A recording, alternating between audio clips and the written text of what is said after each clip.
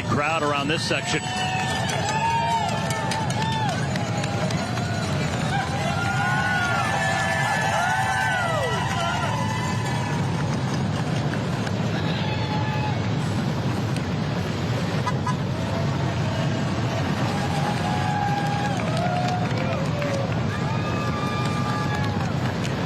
Looks like that group has 35 seconds to the main peloton. This is Vilmar Paredes on the back here with Medellin. He's a two-time stage winner at the Vuelta Colombia. I can tell you from doing that race that you got to be a really good rider to win one of those stages. So let's look out for him. He's going to have a free ride this whole time, having Oscar Sevilla up front. He doesn't have to touch the wind, and he's in a great spot. So 40 seconds between these two leaders and the chasers. Another 40 seconds from the chasers to the field is where we stand at the moment.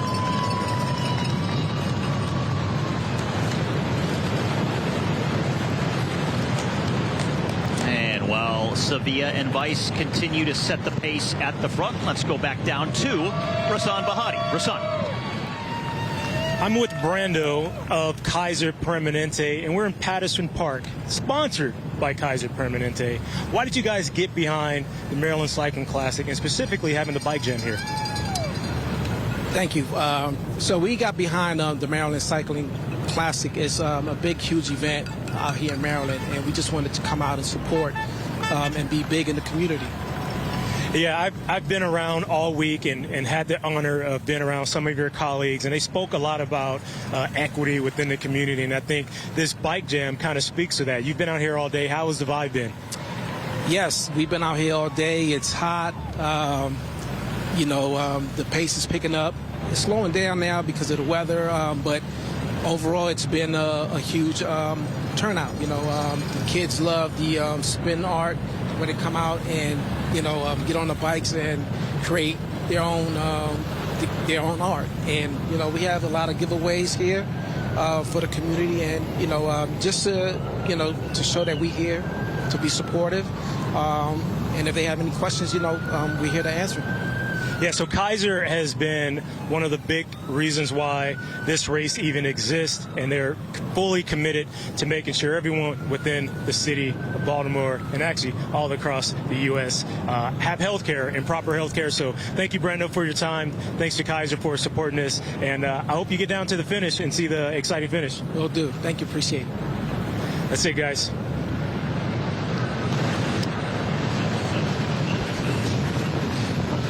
So we are back to the chasers now, who again are 40 seconds behind the two leaders, but 40 seconds ahead of the field.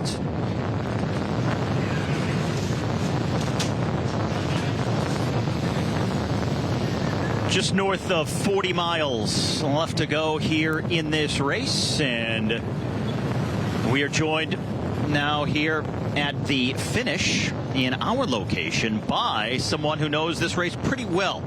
The winner of the inaugural men's edition back in 2022, Sepp Van Marke. Sepp, how's it going? Good. Thanks for having me. No, a pleasure to have you on the show here, and proof that he is actually here. Sepp Van Marke joining Taylor Finney and myself. Sepp, this is a new course, not the one that you won on back in 2022. The same finish, however. First of all, what do you think of the course and the layout itself for this year's edition? It's always nice. First of all, to see this race coming back after what happened last year with the bridge. I think everybody was a bit afraid from the outside, but I'm happy that the organization is strong enough to bring it back, and hopefully it can last in the future also, and other states can join you guys and also organize races. But I think it's interesting. Like 3 years ago, when I won, we went in the countryside. That was a really hard but beautiful part. Now it's more closer to the city, more laps, and this creates like a structure for the team. It's more hard to split the peloton because the peloton knows what's coming, but we see now there is a split, and it's an interesting split. So I'm really happy to see this developing, because it will create a very exciting final. What do you think is going to happen at this point, the way it's unfolding, and we're now in the second half of the race? Let's say in this big chase group, there's strong riders, but also just like strong teams involved. All the strong teams have one guy, so it's looking like who's really going to chase them down. Now that was when Sepp won back in 2022. There was the finish, and you won in basically the 4-up sprint here, and then Matthias Skelmoza won the following year in more of a solo fashion. But the 4-up sprint, certainly a possibility again today from a small group. If a couple of guys get away, we could see the same type of finish in the same area as where you won. That's true. And also the finish is more difficult, let's say, for European riders.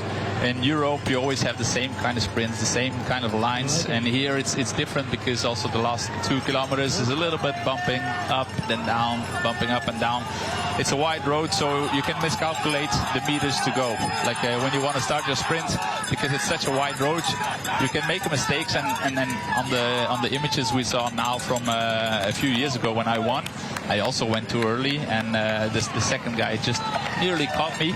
So it's very, very interesting. But like the climb they're doing right now, and the last lap, that's going to be interesting because they've been suffering already. There's an interesting group now, and I still expect in the last lap to see some big attacks here. Yeah, we're happy to have you in the booth, man. And I was watching the ladies sprint, and you could see that Allison Jackson's rear wheel was kind of slipping a little bit, and I was wondering just how you prepared your sprint on this. You said you went a little bit too early. It seemed like the ladies also went a little bit early. Are you looking at the meters to go? Are you looking at the road? You have to look at the meters to go. That's first of all. But then also in my case, I came from the back. And when I went, I wanted to move up, but they slowed down in the front. So suddenly, before I knew I was in the front, so I hesitated. And instead of taking that speed from the back, even though it was too early, I hesitated, I stopped, and then I went again from the front. So actually, my whole advantage was gone. So yeah, it's important on a different finish, like some riders are used to really look at the numbers on the side, because the numbers are the numbers, and 200 meters is 200 meters.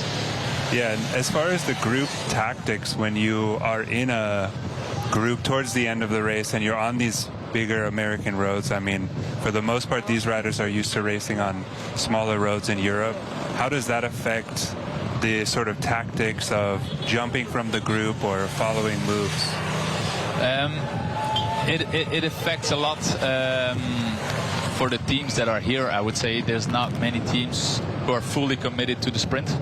And then it's important to race different. And I would say if we would say it comes down to a sprint of a smaller or bigger group, in Europe the timing is very important, that you're early enough if you only have one and a half lane or 2 lane roads.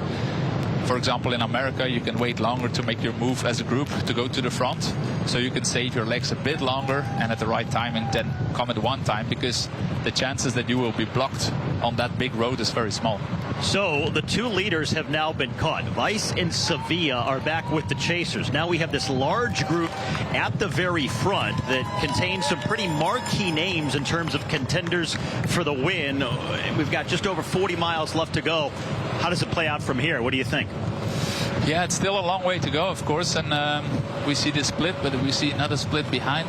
Is it coming back, or is it a new split? I'm not sure yet, but I think some guys are coming back from the peloton, so it means the peloton is still not far away, so anything can still happen, and it's getting really exciting to see this. And it is really starting to rain now. It is coming down in full force here at the finish. This is as hard as rained all day, and this may be a sustained rain as well, if the forecast is to be believed. So enter the weather as well to add the spice of this race. Looks like it's still dry where these guys are at, but they are about to plunge into the bath that we see outside of the commentator tent here, as that group is swelling up towards the front.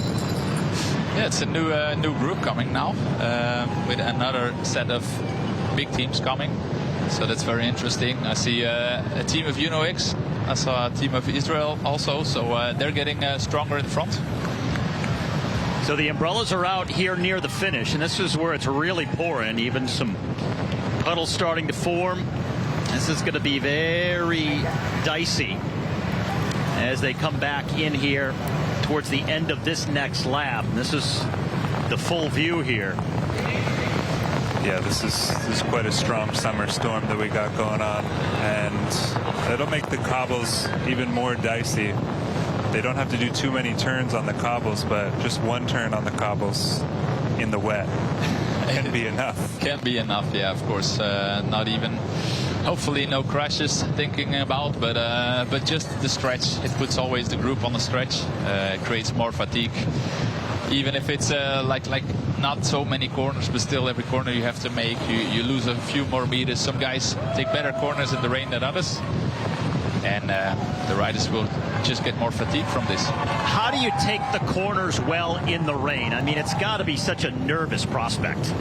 It's nervous because many riders don't know how often it rains here in Baltimore. So you can expect, if it wouldn't rain a lot, the roads to be more slippery. If it rains a lot, for example, Belgium, it doesn't have such a big effect. You always have to pay attention, but then you know the roads are always cleaned, basically, by the daily rain that arrives.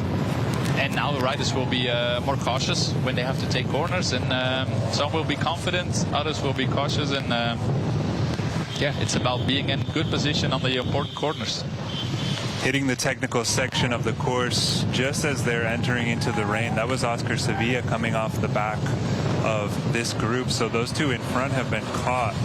And honestly, this kind of weather, I used to live for it because it just makes everybody a little bit more on edge, and everything becomes more intense, gets tighter, and can be kind of fun, even though it's scary. It's scary kind of fun.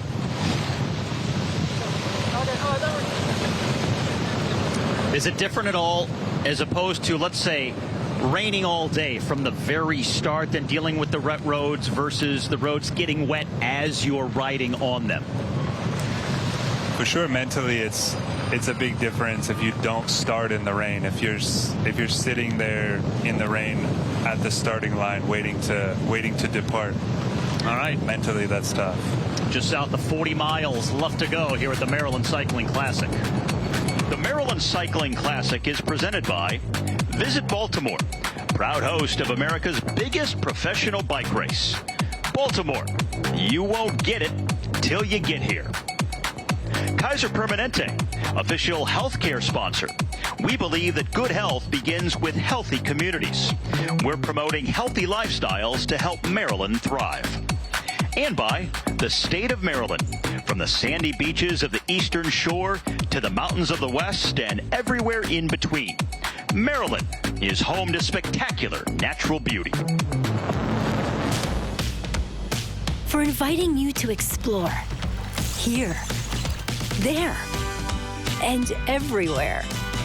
For giving your sense of adventure the attention it deserves, you're welcome. And you're welcome to come see all that Maryland has to offer. This is Governor Wes Moore inviting you to come explore and experience Maryland's byways. In Baltimore, we celebrate.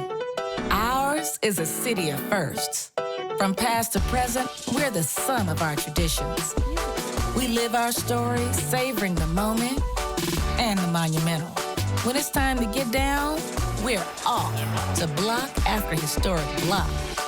Here, every anthem is more than words. It's a point of pride, one we're eager to share. But you won't get it till you get here. MPT is proud to present our 6th annual HBCU Week. Join us as we celebrate historically Black colleges and universities and the premiere of Becoming Thurgood, America's Social Architect. It was like he had dropped from heaven. Whatever was going on, people said, don't worry, Thurgood's coming. Hear the undertold stories of sacrifice, courage, and hope. It all begins Monday, September 8th, only on MPT. The 54th Annual Waterfowl Festival, November 14th through 16th in Easton, Maryland. celebrating the arts and culture of the Eastern Shore for over 50 years. Tickets, VIP packages, and information available at waterfowlfestival.org. The 988 helpline provides immediate emotional support to people across Central Maryland. The helpline is free, confidential, and calls and texts are answered 24/7. Learn more at 988helpline.org. Number 4.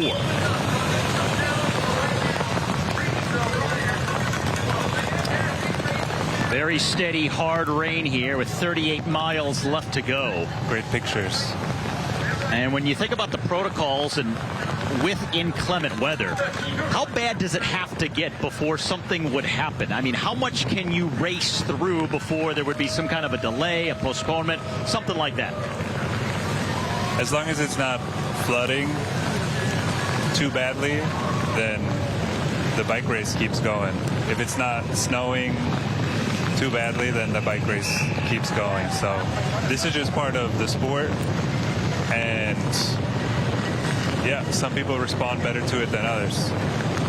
And it's an interesting part also because, yeah, like you say, some people respond better. Some are just becoming a really, really good rider when it rains or when it's hot, or like thinking about the opposite. Valverde in his time, yeah, the hotter it got, the better he became. And then you have guys like Alexander Kristoff, for example. The colder it was, the more it rained, the more races he started to winning. So it has a big effect on the race, but also individual on the riders. I was calling a race in Pittsburgh one time in downtown, and there were tornado warnings nearby, and the race kept going. So at that point, I figured, well, not much is going to stop this. Had a rider with a foot out on the left turn there.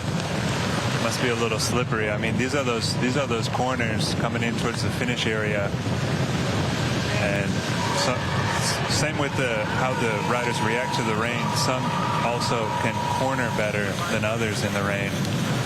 Look for those Norwegian riders to be good in the rain because they're training in the rain all the time. Meanwhile, there's another Jaco Alula up here to help out Mauro Schmidt, and the water is just coming down. Now, bike handling obviously is such a big part of dealing with these conditions, but how much of it is psychological, the mental toll of dealing with the weather? Well, you can see that the gaps between the riders are bigger. Everything, like I said, it just kind of, it becomes a bit more tunnel vision. You can't see what's going on around you. I mean, you got barriers blowing down. It gets pretty intense, but that also allows you to focus in. And some people get distracted by it. Some people just dive right into that focus. 2.5 hours into the race. We're into the second half of the competition, lap 4 of 6. Started with 108 miles to go, now just over 36. And it may be the hardest 36 that a lot of these guys have ridden in a while. Yeah, it's gonna be harder because the riders just physically cannot always follow the wheels anymore, simply because the water is, how do you say, getting up because of the back wheel. So it's going to be right in their face if they are too close behind the rider in front of them. So it's spraying, yeah. Spraying. So it's getting more and more physical game because you have to ride next to each other and not use the aerodynamics or the slipstream of the other riders in front of you. Oh man, it's getting real. It's getting real out there now. This is a real bike race. You can see that the corners, in the middle of the corners, they end up getting a little bit more flooded than the rest of the street. All right, this is coming to the end of lap number 4, and they're coming through that finish area you could barely see a moment ago because of the intensity of the rain. This is the leading group that's going to be coming through here, and it'll be 2 laps left to go. Another thing you don't think about is visibility. So depending on what glasses these riders are wearing, it can be really hard to see. So you really just punching through. It looks like a problem for the Team USA rider there. Mauro Schmidt on the front. That's another thing that adds up when it starts raining. All the dirt comes up on the ground, and riders start to puncture a lot faster. You don't need to wait for those cobbles to get punctures. Like here, it's a clean street. and yet it only started raining, and we got already the first punctures to see. And now a lonely chase. We'll see how much time he lost, but having to navigate back up to this big group here at the front. Other riders chasing from behind. Now, something to watch out for. The leading group is about to hit the cobbled section, 500 meters. The first time they will race on those cobbles in this kind of rain. Very wet, very tricky. This is going to be wild. And here we go. Yeah, this is the roundabout. That's maybe the most tricky one of cobbles to take in the rain. I mean, on the straight part cobble section, should be pretty safe. Of course, it's going to be different. If it's pretty rough, then it could be more difficult. All right, this is what's left of the field. And they are coming down through the end of the lap right now. So the field is really just split. We have that large group at the front, now this group behind. It's like Skyline, Novo Nordisk there, pushing the pace for the second group. I hate to say it, but I think that this group's day is over. That group in the front is pretty strong. And also fencing is falling down there on the left-hand side of the course. Sun's coming out, though. Peloton became really small.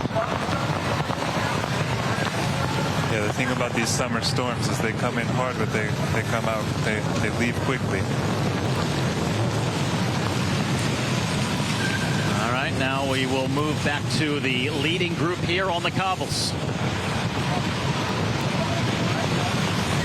And the last time through, they have been riding on the right-hand side of the road. It seems like there might be a smoother line through there as they hug that right-hand lane towards the barriers. But, boy, very careful and slow through here. That's Zacharias Luland on the back for Uno X. He'd be a great helper for Jonas. Hopefully he can stay up in that group.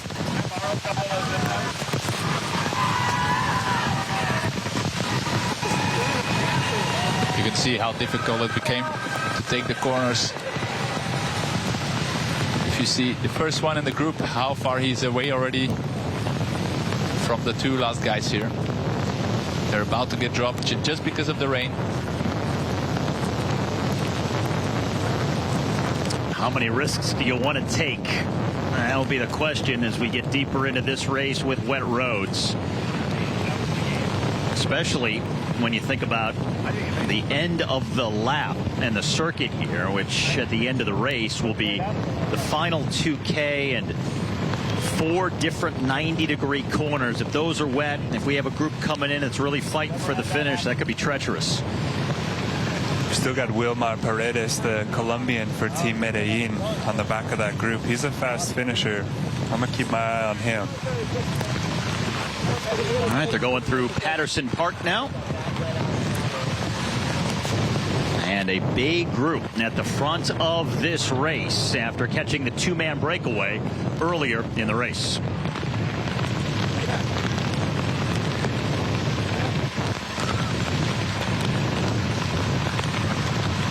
So with 2 laps left to go, how do you make the call here? With the weather and with the size of that group, you have teams with multiple riders. Can you focus in on 1 or 2 right now that can be the favorite at this point, or do they have to wait until maybe we get down to the final lap to really make the call?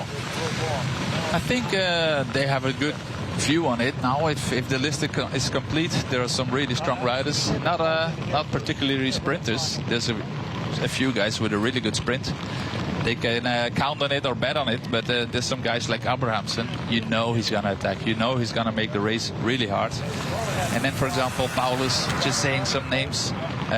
These guys can make the difference. Schmidt, if they come all together in a good breakaway and a good attack, yeah, then it's really not sure it's going to be a sprint here. Now the finish looks a lot better than it does out on this part of the circuit. Things brightening up and the rain relenting somewhat near the finish area. I see Riley Sheehan is also in that group. Riley Sheehan in a really good shape. He's also one of the guys who can follow the brakes and is really fast at the finish. I would like to see him win. These are the updated sprint standings, the cumulative total of the last few sprints. And again, the sprint point is at the end of every lap. So when they went through that finish area, it was kind of hard to see. It was a big group together. The viewing and the perspective was very compromised, but with the points that went to the first three across, 4, 2, and 1, that puts Oscar Sevilla in the lead here in the sprint competition. Next up will be the battle for the KOM and the climb they do at the northernmost point of the course next on this lap. Now the rain really letting up and almost stopping. It's just a mist now at the finish. Ooh la la.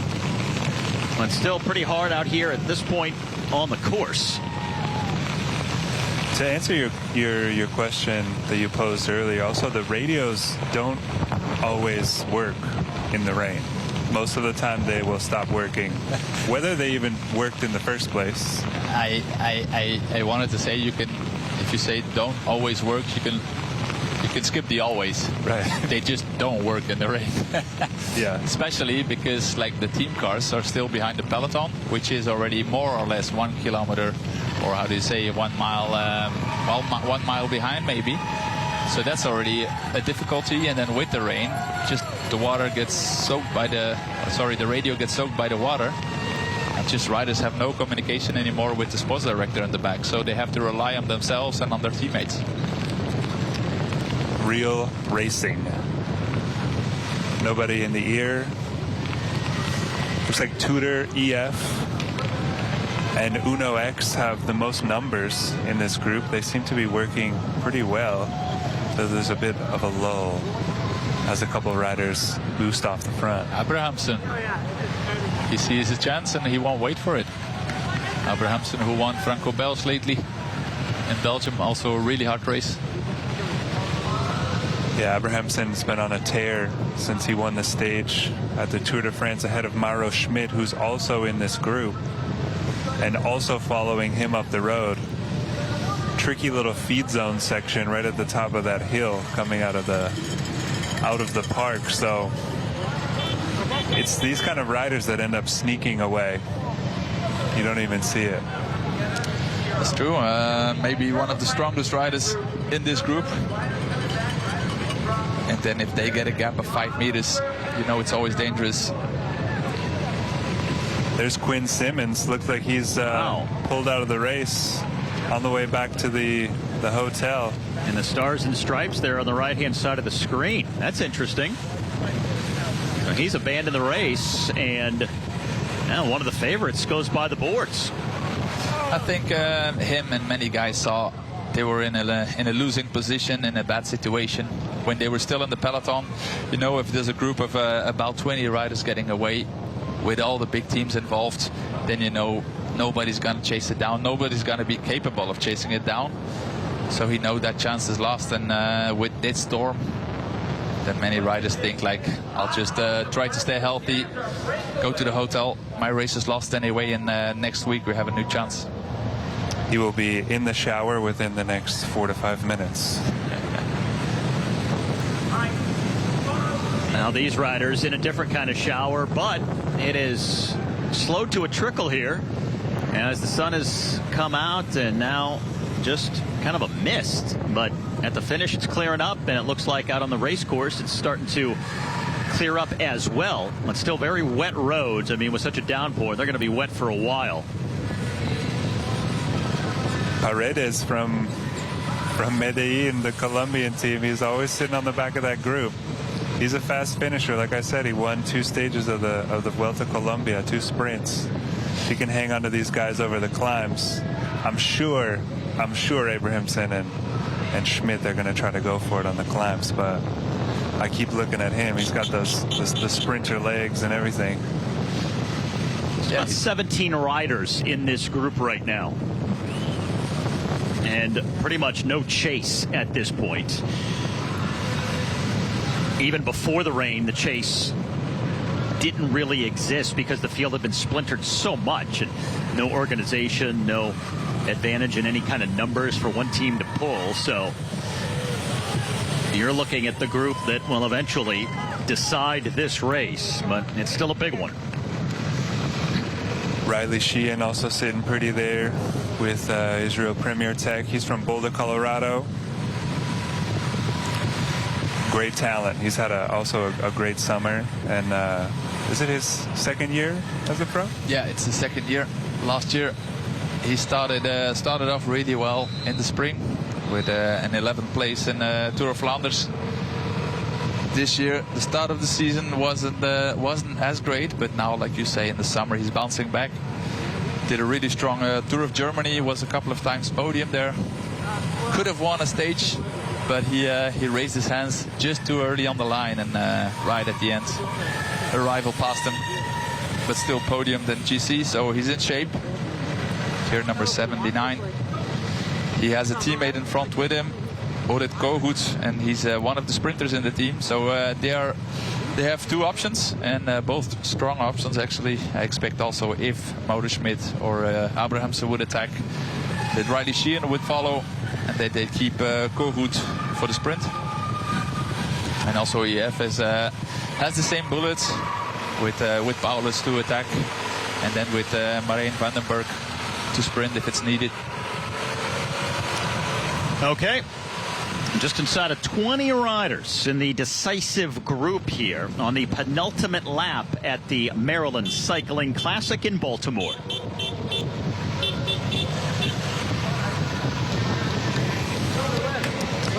Now, still so many different ways this race can break. From a group coming to the finish together, big or small, some kind of solo move, a sprint between a small group, a big group. I mean, it's still all on the table. How about these fans? I mean, they endured a pretty hefty rainstorm earlier. Could still see more rain. I mean, it's not like it was forecast to just blow in and blow out. We could see more rain coming up later, but they are not going anywhere. They're getting their spots for the finish, and we're not too far away. 30 miles left to go and about an hour and 15 minutes from the finish. They're looking pretty dry for that storm that came through. I think there was a bit of evasive tactics that they made, but they're back out on the course. It's a nice thing about a quick storm is just freshens everything up. Race explodes the race and get right back to it. Explodes also a little bit the legs, especially in the last lap. They will feel it. It's like your legs become a bit slower, a bit more full. Now it's different because they have the rain in the full final, and if it has to rain, then it's always better in the full final. If you have it in the start of the race, you slowly cool down, your body cools down. It's too early to attack, but sometimes with some riders, I had it, your legs are gone suddenly. In the final, some riders just get more adrenaline. It can also affect the equipment as well. You might see some riders go back and get a little fresh lube sprayed onto the chain.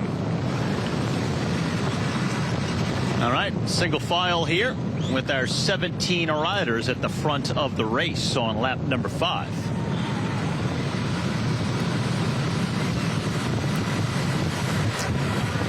One of the things about the weather is the fact that these late summer storms can sometimes come in, and afterwards they can cool it off and the temperature comes down, or what was already a hot and humid day can get even more humid and the humidity can go up. So you never know exactly which way the weather's going to break, but for now at least it is dry, not raining, roads still wet, and we'll see what the weather has in store with just over an hour or so of racing left to go.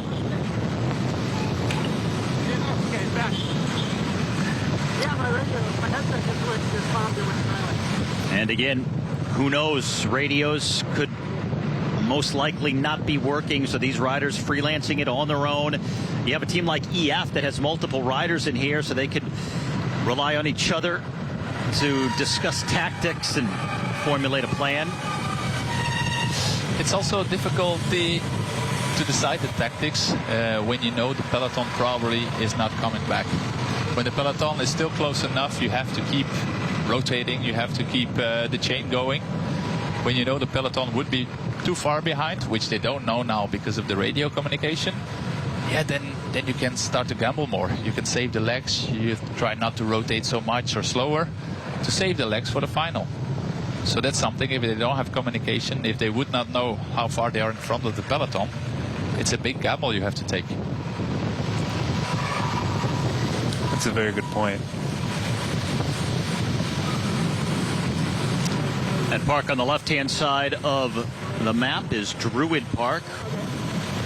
On the other side, Roland Park. Meanwhile, in Druid Park, again, the big one, that's where they have some pretty big cyclocross races every year. And the next will be coming up in 3 weeks' time as cyclocross season starts to kick off here in the fall. You know, we lost Sevilla from that front group, but Fabian Weiss is still up in there. He was able to stay in. He's got Hannes Wilksch and Mariusz Meyerhofer, both from Germany as well, representing Tudor. Kind of a lull here. Well, no impetus to really ride at the front. So, Sepp, like you said, now it's just a matter of waiting and seeing who might launch an attack, who might try and get away here, who doesn't want to sprint, what team doesn't think they have an advantage of some kind. Yeah, and I think by now the sports directors arrived.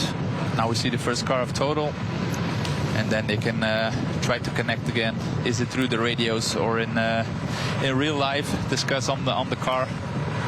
What is the plan? What do you think I should do? Sport directors always ask, how do you feel? You still have something in the legs, or should we work for your teammate?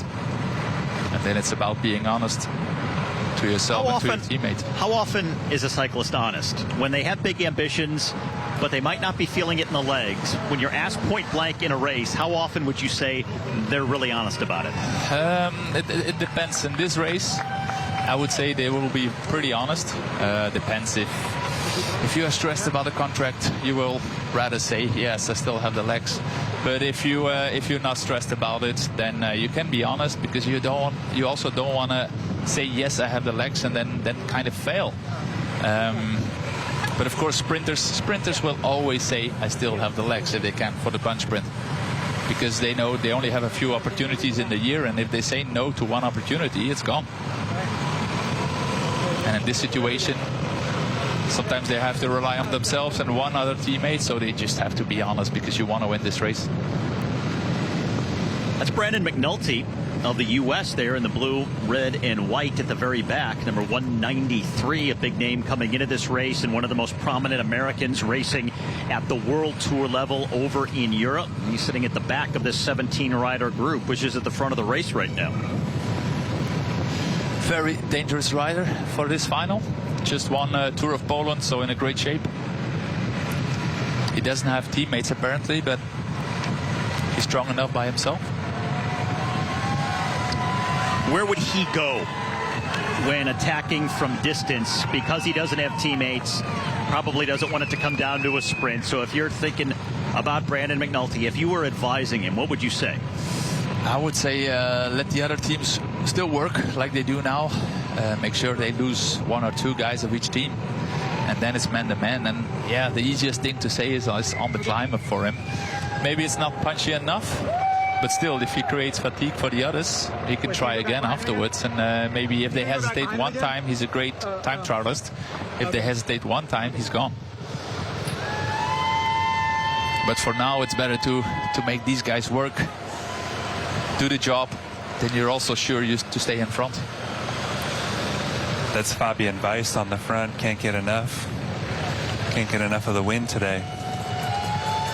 Why is he pulling when he was in the decisive two-man move for so much of the day? Can be that his team put him to work. You know, he's got two let's say fresh riders coming up in that group now, and his day, you know, is pretty much shot, let's say, having spent most of the day out front. So he's going to put in that work to make sure that this group has the gap that they need over the peloton coming into this penultimate, second to last time up the climb.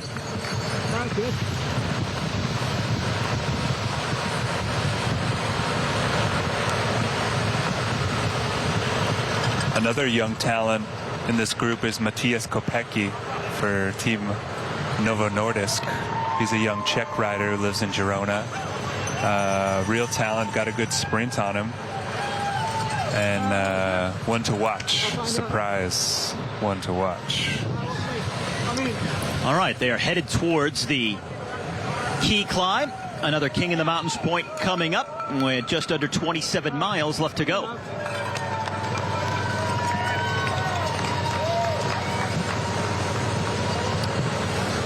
Weiss at the front of the 17-man group. That's pretty much all that's left of this race, and the 89 riders who started it, and everybody else more or less out of the picture at this stage.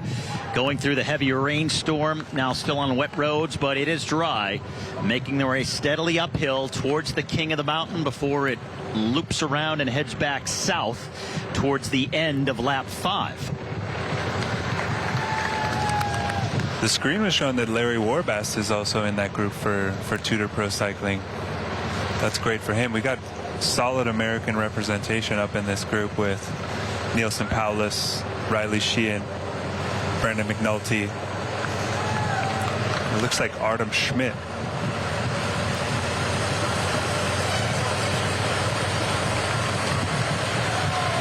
Home race, you have to be ready.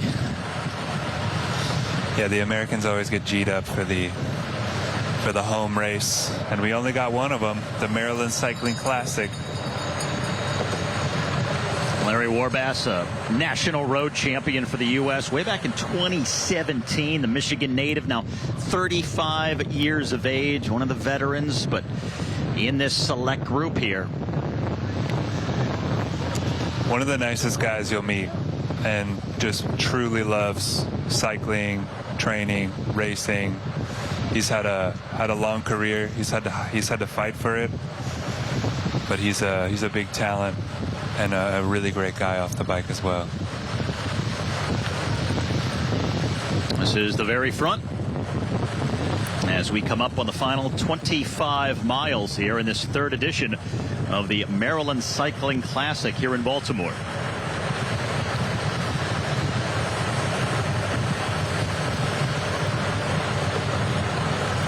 Kind of a rule of thumb on circuit races like this of any significant distance seems to be that things really start to pick up in earnest on the penultimate lap. That's where we are now, and we're coming up to the penultimate climb very shortly. Would you expect that to be decisive in the race, or maybe just a good launch point for the next big move? It's a bit strange to say, but actually it's waiting until Weiss has done the job and it's finished, because kind of he does amazing work, but at the same time he blocks the race from developing, because everybody's waiting until his job is done, because then they lose another competitor, they lose another guy, and then attacks will follow again. So when his job is done, he doesn't get help, so he doesn't get recovery. So I assume his job will be done sooner than later, because we cannot forget from lap 1 he was in the breakaway.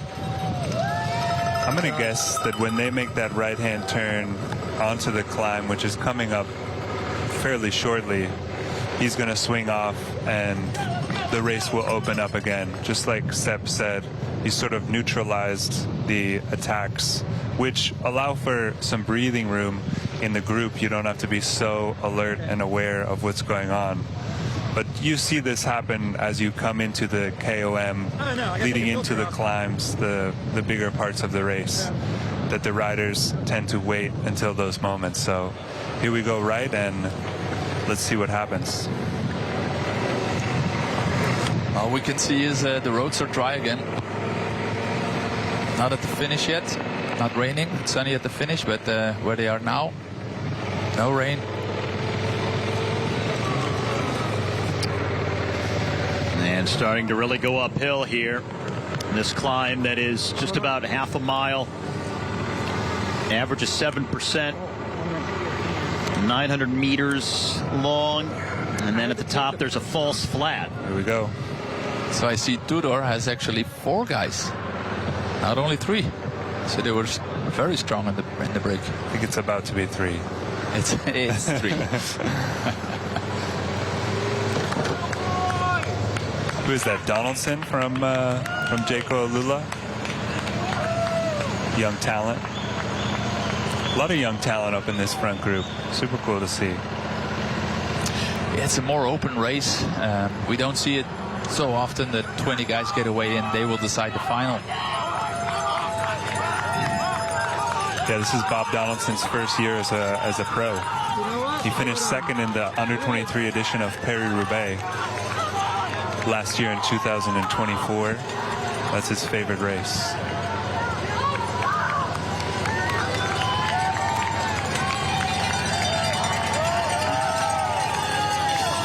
For Israel Promertech, I think, I'm not sure, but like it's on the list now also, they speak about Boivin and not about Oded Kogut, so their fast sprinter is not there. So it's Guillaume Boivin, another strong rider. He's been top 10 in Paris-Roubaix also, together with Riley Sheehan. Yeah. So over the top of the climb, and we will update the King of the Mountains points shortly. Now in this little false flat before they make that right-hand turn, and then it'll steadily go back downhill as they turn south towards the inner harbor, central Baltimore, and the end of lap 5. Boivin is a classy rider from Quebec. On the podium of Paris-Roubaix, he's been in the peloton the last 15 years. He's a great teammate. Has a good kick on him, but I think they're going to be going for Riley Sheehan out of Boulder, Colorado. Yeah. As we see the attacks coming off the front of the group. And there's a little splintering here. You've got, looks like 6 riders and then 2 more. Handful behind. This is where you're starting to go downhill. Not a steep downhill, but just gradually downhill enough to really pick up the pace and make it single file like this, and for a few gaps to open up. Some people might think, why would they go on a false flat downhill? It's nothing about the legs at that moment, but if you attack and you would get away with, for example, 5-6 guys, and they just hesitate a bit because it's downhill, before you know, you get 50 meters, 100 meters, and that's already hard to close it down. So it's always worth it to try, even if it's a downhill. Yeah, it just takes that moment, right? A little disorganization, or guys not knowing who's going to chase and pull, and then that gap of 2 or 3 seconds balloons enough that it's not worth it to pull. Yeah. And that's exactly what I was saying before, when Wise of Tudor would finish the job, that he would start looking at each other and attacking, and could be for a while that we see attacks now coming. Nobody wants to pull just to pull. Is it an instinct that you develop to follow the right move in this sort of end of the race situation? Maybe, but it's something I cannot explain. But the guys that are in a great shape will always pick the right move. And why is that? Is it that they're less tired and they see more what's happening, or is it that they just follow more moves and because of that they have a bigger chance? But it happens a lot that the riders that are really in shape, they will always be in the front. They will not say, I missed a move even though I had the best legs ever.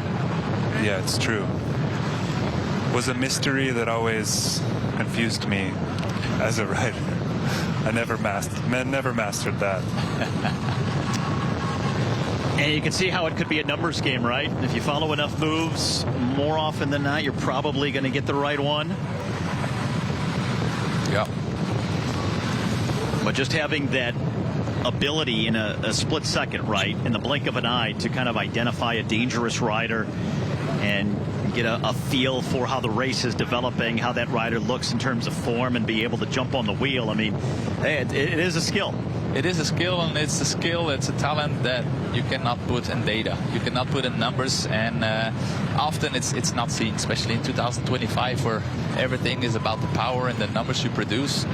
They speak all about aerodynamics, which is super important. But like the skill of fighting, positioning in a peloton is one thing you cannot measure. A skill of seeing how the race is going to develop in the final is a skill you cannot really measure, and it's a talent that a rider can have. And you have to see it as a team owner to see, like, okay, is that a good fit? Because he has this certain talent, and it can be important, even though you don't have the best numbers, it can be important for your teammates that you have some extra skills. All right, these are the results of the latest King of the Mountains climb.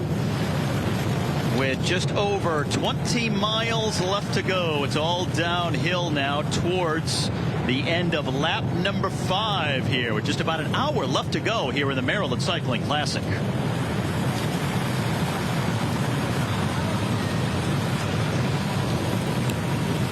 Now for all the science, the power meters, the nutrition, the analytics, racing IQ is still something that you just hope your riders have if you're a director. Sometimes there's things they're hard to teach, hard to instill. You just hope, I guess, with experience and maturity and just repetition in the peloton, you kind of figure things out. Yeah, and it's also a natural instinct, like you say, race IQ. It's very difficult, and then as a DS, if you're behind them, you can help them a bit with what you see, with what you know about the competitors and about your own rider, to give him confidence to help him make the right choices. But in the end, it's the rider and his legs and his mentality who decide to make the right move. Because at the S, you see them riding behind. They're riding a few hundred meters behind it. They don't see what the rider sees.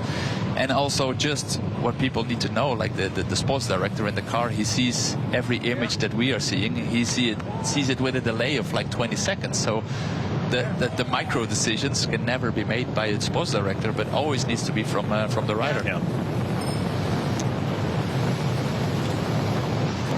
Now flying along here, all mostly downhill until they get back to the inner harbor in the end of the lap. And as we close in on the final 20 miles, they are literally running out of road, so it's going to start to get interesting in terms of the dynamics and how this thing is going to develop.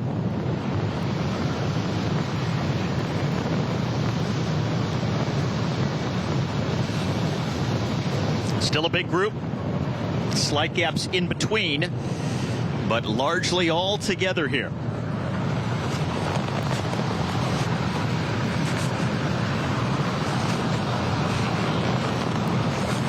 Penultimate lap of the 3rd edition of the Maryland Cycling Classic. 3 miles or so away from the end of this lap. As I said, this is the 3rd time they have done this race. A man sitting next to me, Seth Van Marco, won the inaugural in 2022, and then the year after that, the most recent edition of the Maryland Cycling Classic, it was 2023, and Matthias Skelmos got away late from a group to win solo at the end. So Skelmos came to this edition as the defending champion, as last year's race was canceled due to the collapse of the Francis Scott Key Bridge in March of 2024. Nielsen Paulus was the 2nd place finisher going back to 2023. He's the only man who's been on the podium in each of the 2 editions, and he's in the decisive move right now here in this race. Paulus, though, looking for the top step of the podium for the first time. He's been 2nd, he's been 3rd, now looking to be 1st today, but somebody who won't be 1st is the defending champion. Skelmos crashing earlier. This was the start of lap number 2 on the cobbles. He went down. It was the first crash of the race. He tried to continue on, but eventually had to pull the plug. He abandoned, so the defending champion is out. There will be a new winner here shortly in 2025. A huge surprise to see Skelmos go down, and that's really the only significant crash we've seen in this race today, given all the rain and the weather, but maybe somewhat surprising. We haven't seen more crashes. He's the only one, so he's out, and these are the riders on the left-hand side of your screen who are near the front of the race, and now some trying to go off the front here as they make their way back down into central Baltimore. And a lot of attacking, a lot of movement now starting to occur. Uno X off the front. It's Levi. Abrahamson still in the peloton. Johannesson also.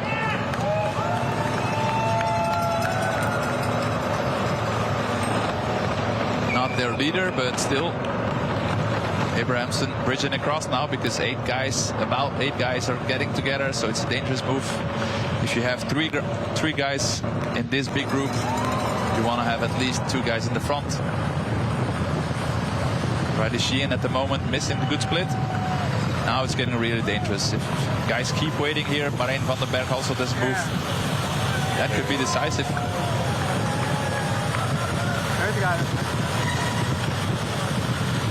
And they're going to be dealing with some technical corners here as they get inside the final few K. Roads are still wet. It's not raining, but they're still slippery.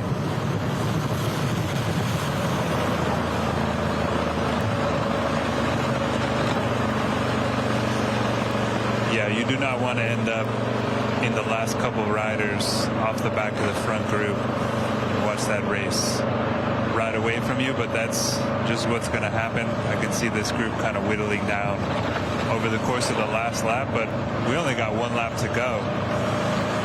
This is Filippo Zana, number 89 in the purple at the back. The Italian struggling to maintain the pace. The Italian going to Soudal Quickstep next year. Former Italian national road champion in 2022. But now is the moment not to hesitate as this group, if they want to come back, now is the moment. Don't save your legs. First make sure that you are back with the leading group. Otherwise all chances are gone anyway. And this is something that riders, when they start to be tired in the final and they want to gamble, that they make the wrong choice. If you see 15 guys get away, it's not about gambling, it's about being in position. You can only gamble when it's a few guys. When it's 2 guys, 3 guys, then you can hope somebody else will save you. At this moment, I would say close it down with every energy you have. Looks like Mauro Schmidt on the front, leading the group, stringing it out. Definitely a gap there between these 2 front groups. So 11 riders in this group at the bottom of the screen. That is split to the next group. This is the straight, flat run-in to the end of the lap. We will hear the bell, and it will be the start of the final lap of the race. Got McNulty up there. Looks like somebody's about to take a flyer on the left-hand side. Boden of EF might not work because they have Marijn van den Berg, the strongest guy, the fastest guy, I would say, in the back. But they're coming back. Riley Sheehan closing the gap now. That was necessary.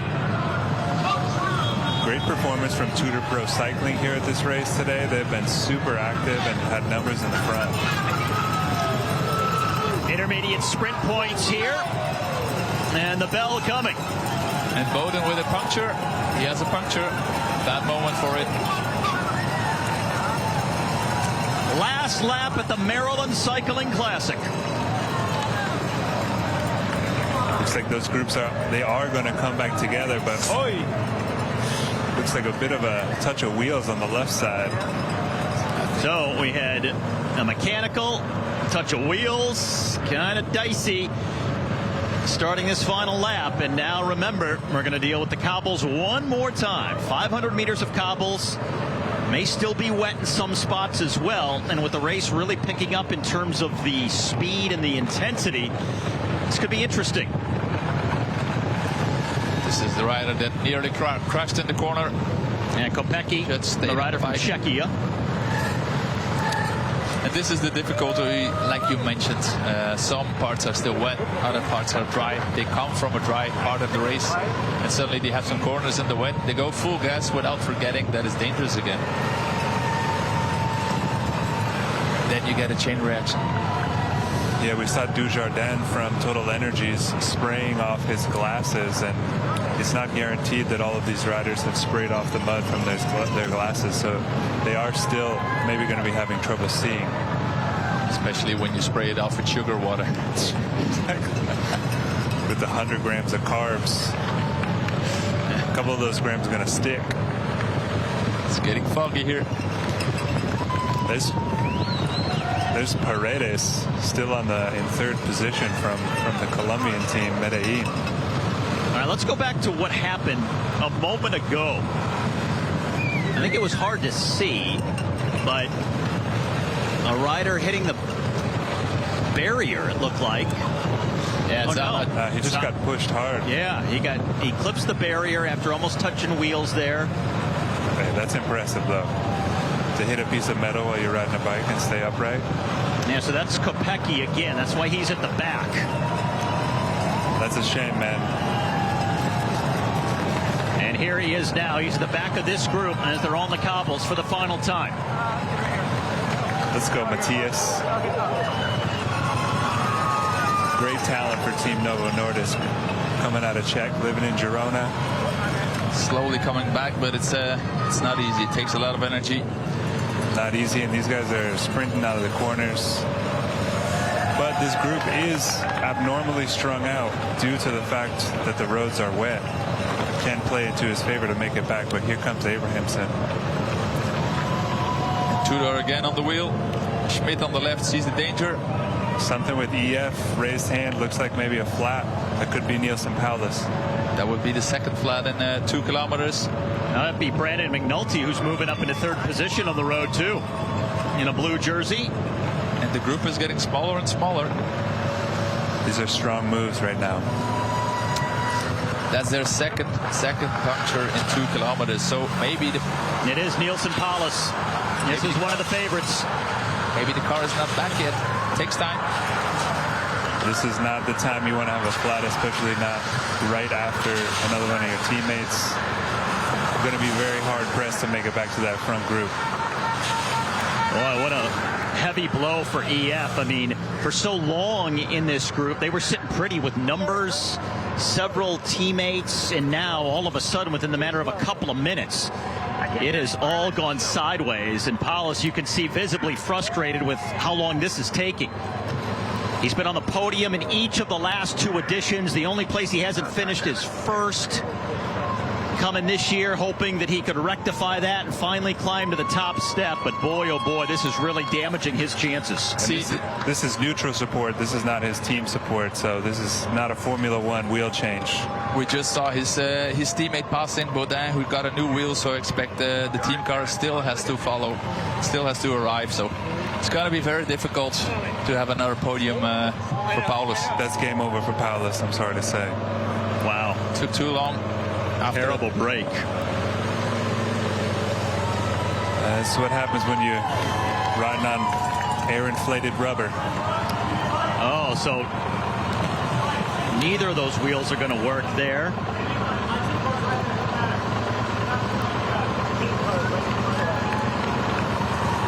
No bike. Took his Wahoo off. He's clearly frustrated after a 3rd place and a 2nd place. For sure he wanted to win today. Now he's got a neutral bike, not even his own bike, so I think that game's over. Oh, he's pulling a Chris Froome. He's going to run it. Well, he doesn't have to run up a mountain, at least. Yeah, he only has to run for 15 miles. His team car probably is 100 meters, 200 meters away, and they're not allowed to go in reverse, of course. Sure. That's why he starts running, but... These are iconic scenes here in Baltimore, Maryland. I'm loving it. Wait, is the drone on? I mean, cycling is about creating memories, and he surely does, even though he's losing minutes. Well, a little cyclocross, carrying the bike over the shoulder for a few minutes. There's Tom Hopper, trusted mechanic, Team EF, education first, and that's a blow for Nielsen Paulus. Sorry for him. Now that took a long time, and now just the frustration and the disappointment converging for Paulus after he got in the right move, seemed to be riding well, said he was feeling extremely strong coming in. And this is a guy who had really targeted this race. He's been back in the U.S. for several weeks, went home to Houston to ride in the heat and humidity that he expected he would face here in Baltimore. So he was preparing in so many different ways. Wife about to give birth to their 2nd child, so very excited about the prospects in his life as well as for this race. And now all of a sudden, with a chance late on the final lap, he has a terrible mechanical issue.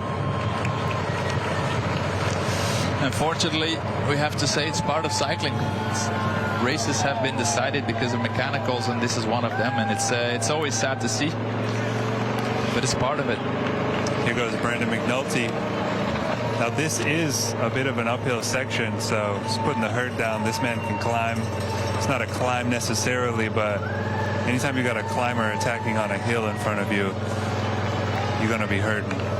Maybe one more bottle for some of these riders going up this hill on the final lap here. 15 miles remaining in the Maryland Cycling Classic, and Brandon McNulty of the U.S. near the very front.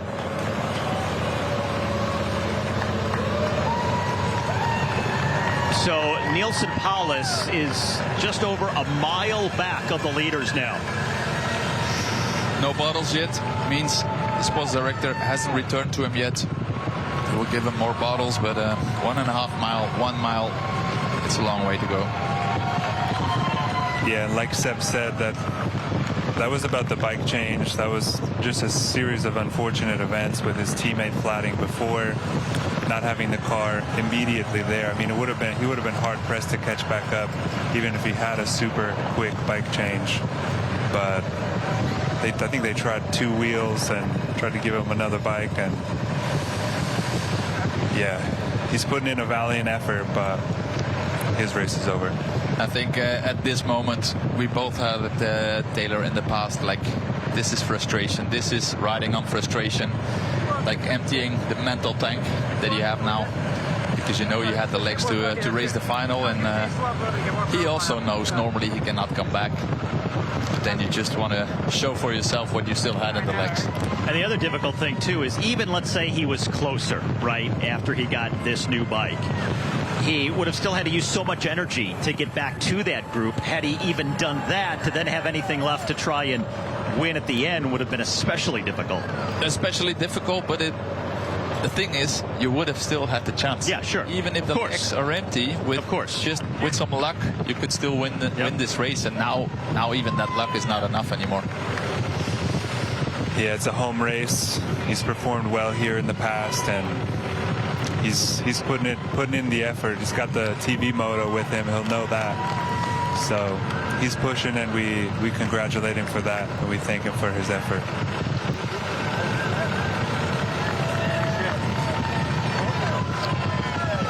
Nielsen Paulus a long way back here.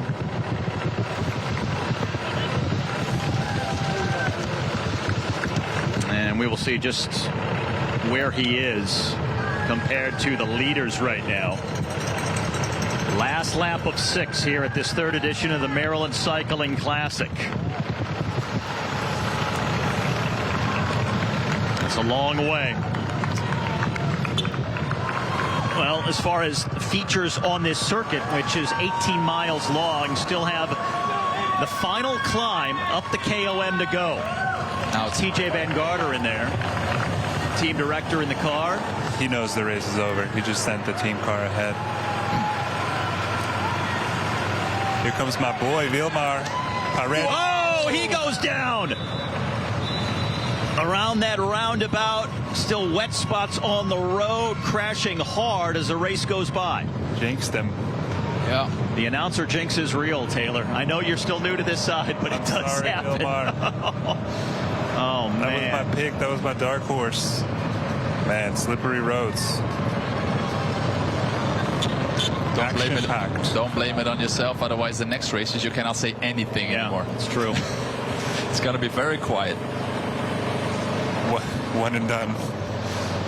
First and last. You never talk about the no-hitter during the no-hitter. All right, this is another look. White line. White line. No. Nope. Oof.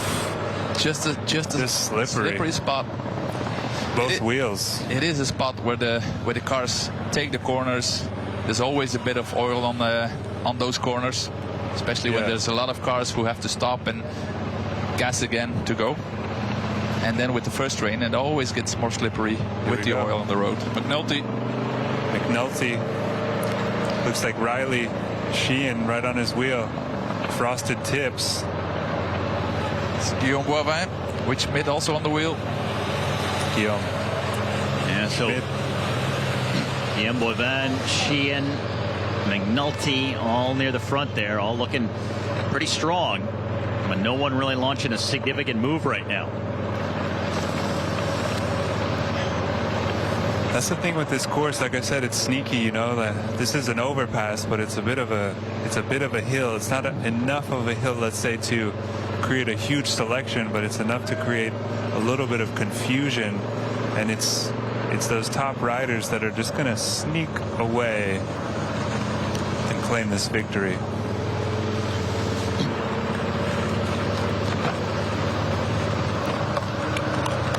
Very cagey moment now on this final lap with just about a dozen miles left to go. One more time up the key climb. Could be the launch point for a significant move here. Yeah, they're taking all these turns as delicately as possible. Again, important move. Tudor is in front. X, Israel Primertech, Jayco. So strong teams in front. Teams in the back won't chase them down. Final time past the Washington Monument on this very brief section of cobbles. Man, did EF lose all three of their riders? Is Morin still? Morin is still there, but staying in the back, hiding. He knows he's one of the fastest guys here, and if they make him work, if they make him chase, he's going to lose that power. Guillaume Bavin again. That's a good move. Having great legs today. Bob Donaldson.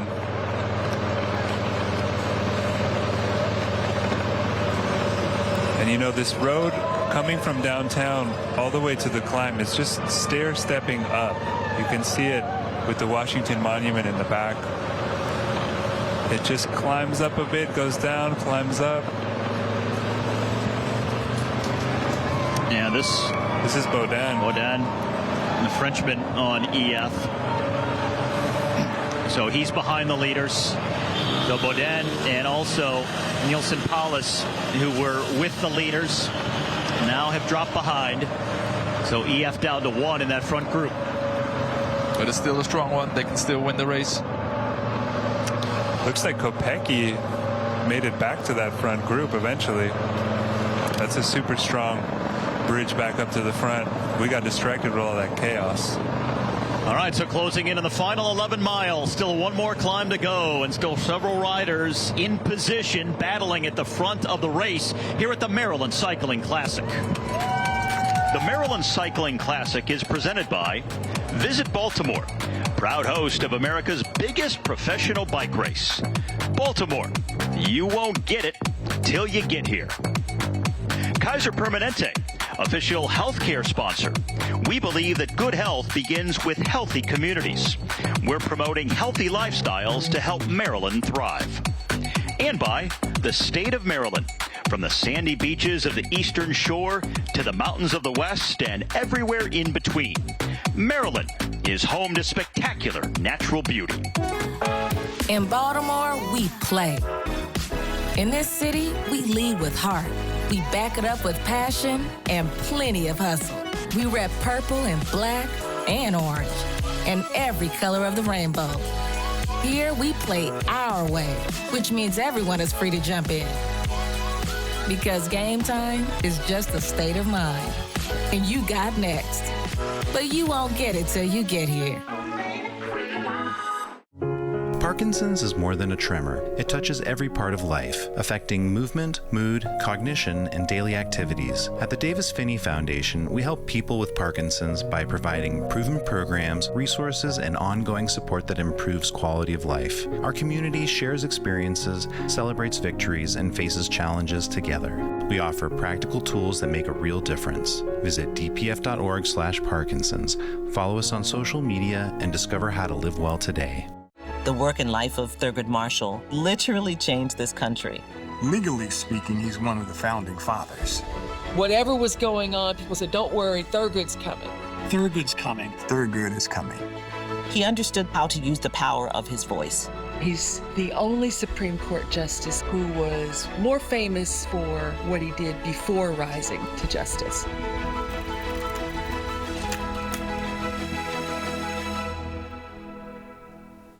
We We've been racing into your living room since 1981. Now it's time for Motor Week's 45th anniversary season. Slide behind the wheel of the here and now with our expert car buying and car care advice. Plus a fun look in the rear view mirror. Fuel your passion for the automotive world every week. Join me, John Davis, for Motor Week 45. Today at 5:30 on MPT. Final lap.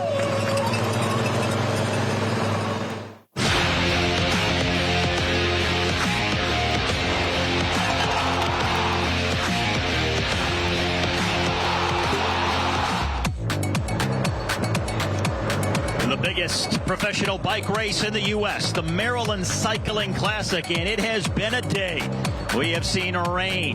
We have seen crashes. We have seen guys running. We've seen mechanicals all over the place. The roads are now drying out. We've seen small groups, big groups, and now down to just this group. And at the very front, on the final lap, a small handful of chasers behind. One more time up the decisive climb, and here comes the American Brandon McNulty launching a significant move here. And who's going to go with him? And that's Larry Warbass, actually, of Tudor Pro Cycling. Brandon McNulty, this is an uphill section right here. He could be one to watch for a solo victory. If you can hang on like Dujardin, you have to be immediately on the wheel, exactly like he did. Guillaume Boivin just was gapped a little bit, and that will be a big effort to come back.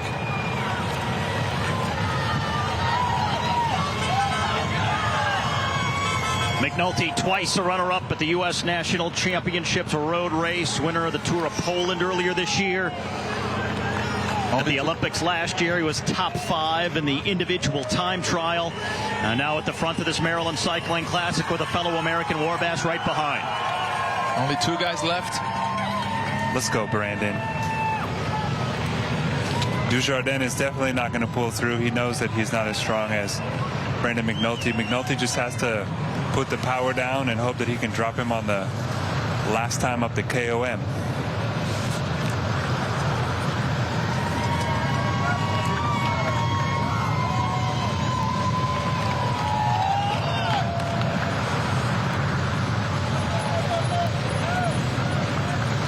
Fantastic race here in Baltimore, Maryland. Great American representation as they're coming through Hamden.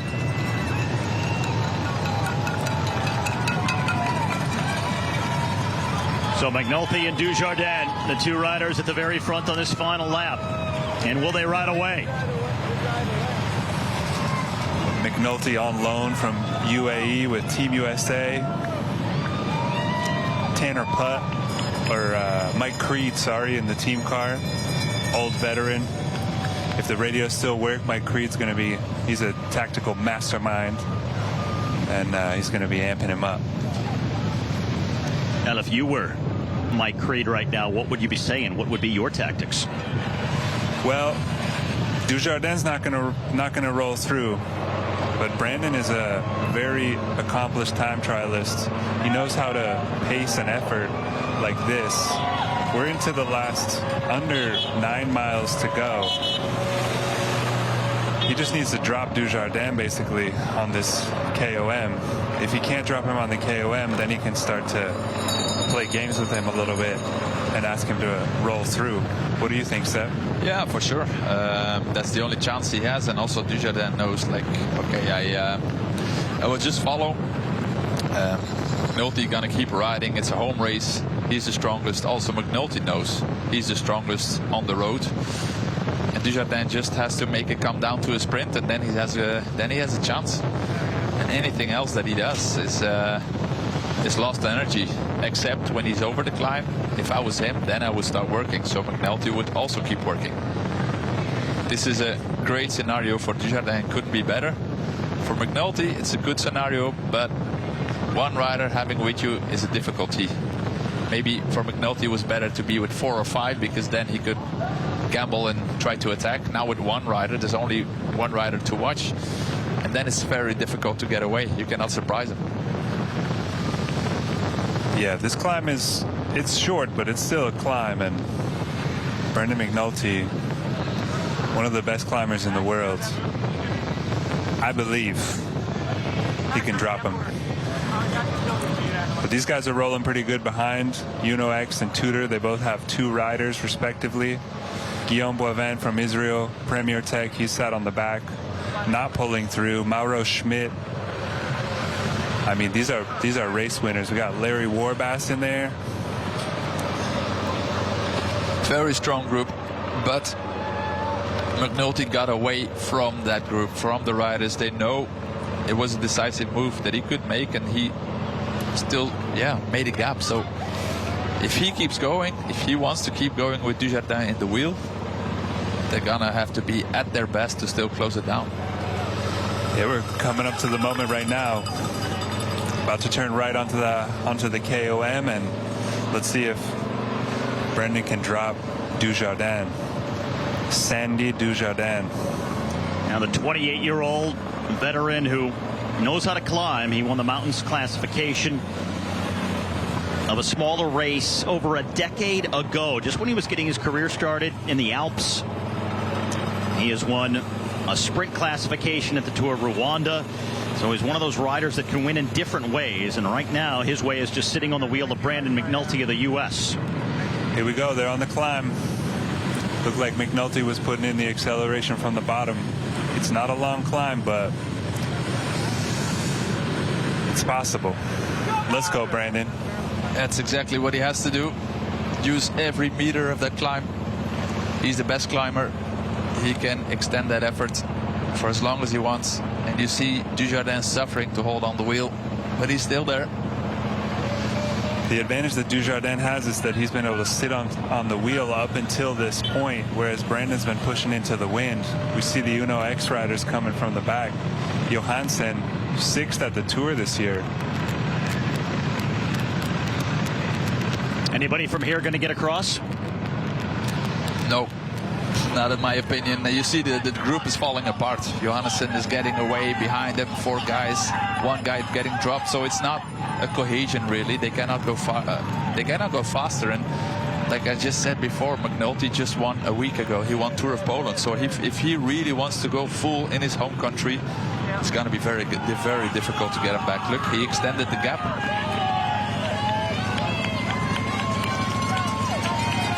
Dujardin clinging to the rear wheel of McNulty. This group behind knows that they're running out of time, and now they're really trying to attack to close that margin down. That's Abramson and Schmidt. And that's a different story. That's a different story. Look at them right going. There. They were saving themselves. They just want to do exactly what they did in the Tour de France. They're back together again. Back together again, and now Schmidt thinks, oh no, not again. Well, they really launched from these 3. Yeah, what a gap. So forget what I said before that nobody could bridge. But it didn't take long, did it? I regret those words already. Well, now Dujardin has come to the front. McNulty gets somewhat of a breather. And now, after this little false flat at the top of the climb, they will then go downhill the rest of the race.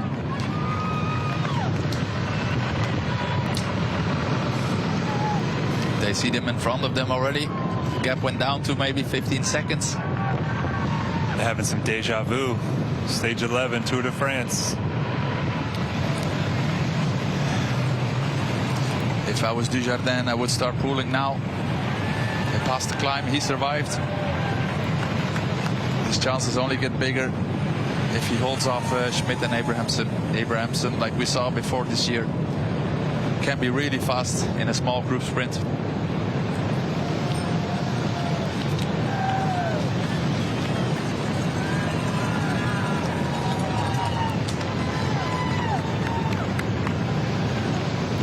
It's been a great race so far.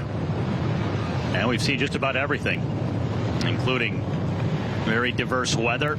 And now back to the very front with Brandon McNulty in the blue, red, and white for the U.S. Dujardin in the white jersey, the Frenchman.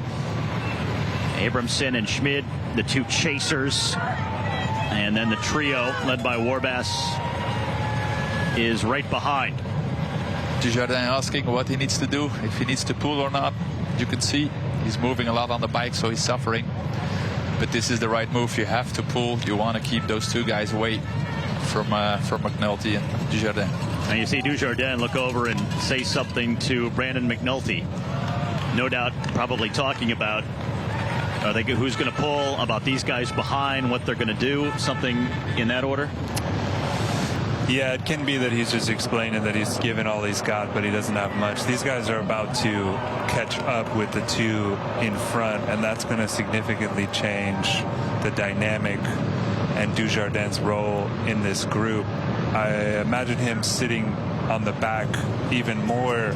Not sure what kind of a pop he has, but let's see if Brandon is able to take another flyer from this group once they get together, or if these guys simply just go over the top. Dujardin has a pretty good sprint also, so maybe he's gambling on it, and he doesn't mind if the other guys come back. Dujardin, also a pretty accomplished cyclocross racer. He's a very versatile rider in so many different ways. Now, letting McNulty come back to the front, but we're going to have a group of 4 here at the very head of the race with 5.5 miles left to go. The climbing is in the rear view. So downhill all the way back to the finish now in Baltimore.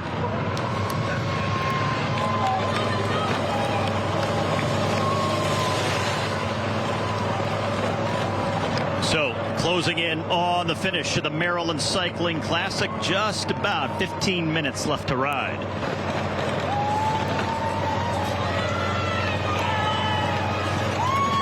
That's right, 10K to go. And they have to keep riding. The group behind is only 100 meters away. Who do you like from this group if they all stay away? Well, we've seen a sprint between Abramson and Schmidt before, and that was tight.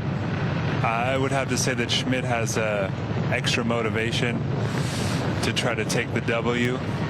I would love to see Brandon McNulty escape on his own in that USA jersey, but these Tudor boys, led by Larry Warbass, they're on their way back up to the front. I'm not sure they can contest the sprint necessarily, maybe Mariusz Meyerhofer, but very exciting finish to this Maryland Cycling Classic. Now within 10 seconds now, he could have a group of 7 coming down to the final few K. Coming into the only technical section of this course as they come back down into Falls Road. Parallel the river all the way back down into downtown Baltimore, where they're going to finish this thing off. Roads largely drying out, but as you can see, still some patches of moisture out there from the thunderstorm earlier. Well, they are flying though, and just about to catch the 4 in front. So with just over 3 miles remaining, could be a group of 7 in mere moments.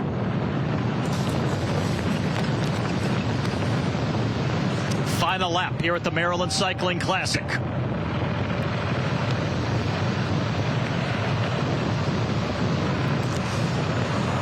Well, no more true launch points for an attack or some kind of substantial move. Mostly just downhill the rest of the way. So what's going to decide it? What is going to make the difference here?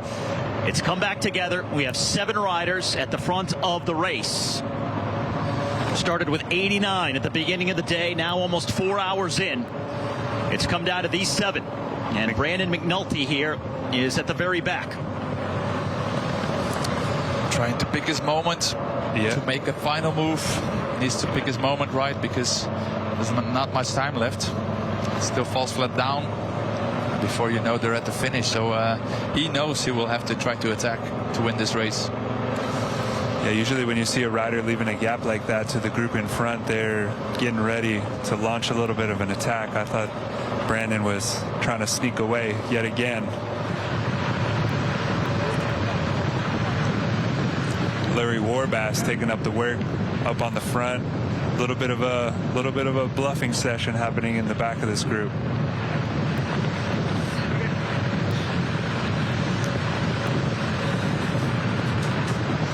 Well, in the previous two editions, we've seen Sepp Van Mark win in the inaugural race from a 4-up sprint.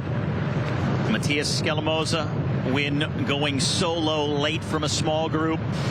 Now here in this third edition of the Maryland Cycling Classic, we have 7 riders together with 2.5 miles remaining. Starting to look at each other. Attack coming. And now an attack coming here as they start to slightly go back uphill. It's a good moment.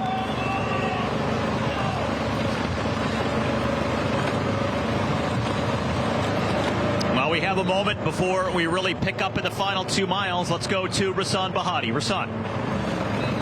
It's been a fast, hot, steamy, and also wet race here at the Maryland Cycling Classic, and we are getting down to the closing kilometers. We're going to have the PNC push coming into play momentarily, and I'm standing at 300 meters to go here on Pratt Street in downtown Baltimore, and this is where I think the sprint is going to take place and where it's going to shape. After about 300 meters, if you're not in the right position and have the legs, you're not going to work your way into the podium. I suspect the winner is going to make its move between 300 and 250. If you look way down there, they're coming out of that last corner about 800 meters to go. So you have some space to work around and to get yourself into position for the PNC push. All right, nobody getting away right now. That's the corner that Rasan was talking about, the final corner on the course, and then just about 800 meters from there to the finish, straight and flat. Just before that second to last corner that we also saw, that's a little bit uphill, and I would say that's a last good chance for an attack like Abrahamson does now. He's attacking. Abrahamson is attacking, but he doesn't want to go full. He doesn't want to waste his sprint legs. He's looking for an opportunity, but not all in. Tactical battle. Yeah. And the roads are just wet enough in spots that they're going to have something to think about around those corners. How hard do you want to push it? How much do you maybe want to be on the brakes? Because you might still slide out. Not fully wet the way we saw earlier, but still enough that it might cause some consternation for these riders. Johannesson, new attack of Johannesson. With Larry Warbass, Schmidt.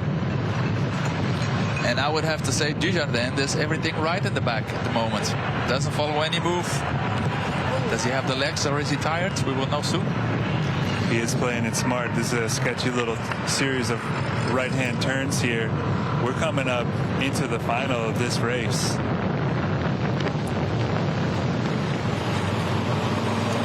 Final corners on the course. Dujardin there at the back in the white jersey, just ahead of him, Brandon McNulty. They were leading in a 2-man group for a while before they were caught, and now they're losing contact here.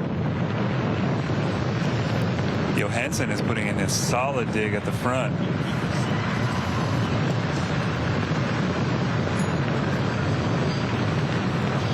Now Johansson, the Norwegian, for Uno X at the very front.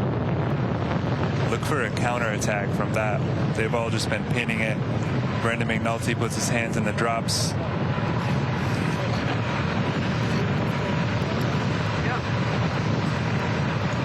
And now that's Warbass at the front there in the dark jersey, number 31. The American Larry Warbass, the veteran at 35 years of age, now leading this 7-man group. Now with the cinematic feel, the steam rising from the urban city streets in gritty Baltimore. Coming to the end of this Maryland Cycling Classic, the most significant professional race in the United States. Looks like Larry might take the charge and lead it out for Meyerhofer. That would neutralize any attacks here in the last K. We are underneath the Flamme Rouge. This is the last bit of uphill. Isn't too long. All right, the last 2 corners on the course. And now making the final 90-degree left-hand turn, 800 meters to the finish. Long, flat, fast. This is the final push to the finish of the Maryland Cycling Classic. 7 riders, single file. Larry Warbass, the American, at the very front.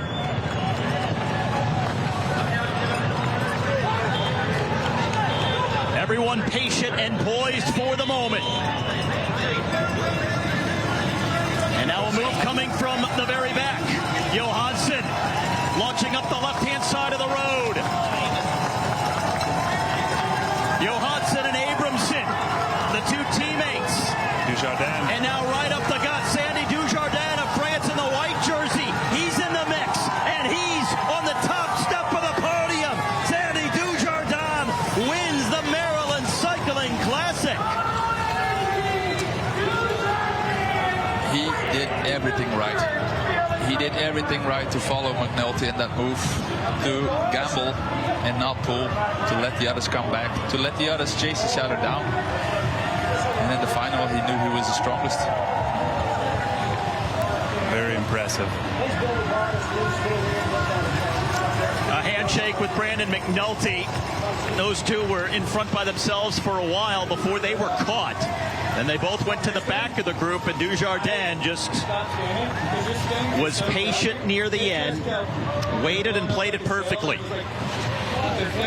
Recovered just enough to have that sprint at the finish.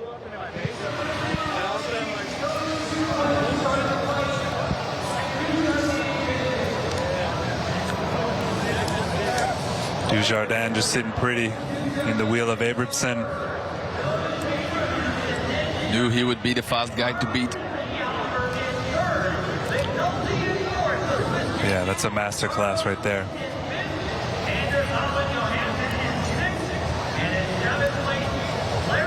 Now the 28-year-old from a small town in northwestern France near Normandy.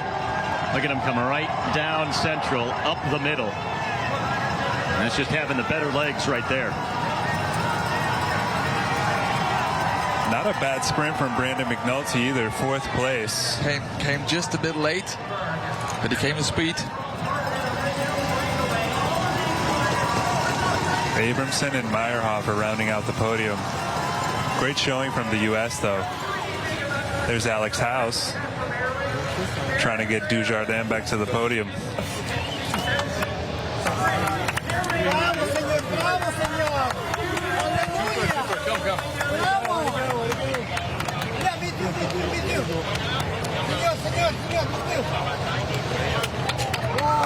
What a day out there.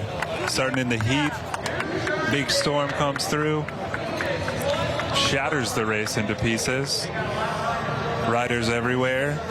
And just a race of attrition from there on forward. And I think finishing back in the sun. I think the most unlucky team was the F with that double puncture at the same time. 100%. Brandon McNulty, great showing. Causing that final selection in the last lap. Dujardin showing his classe.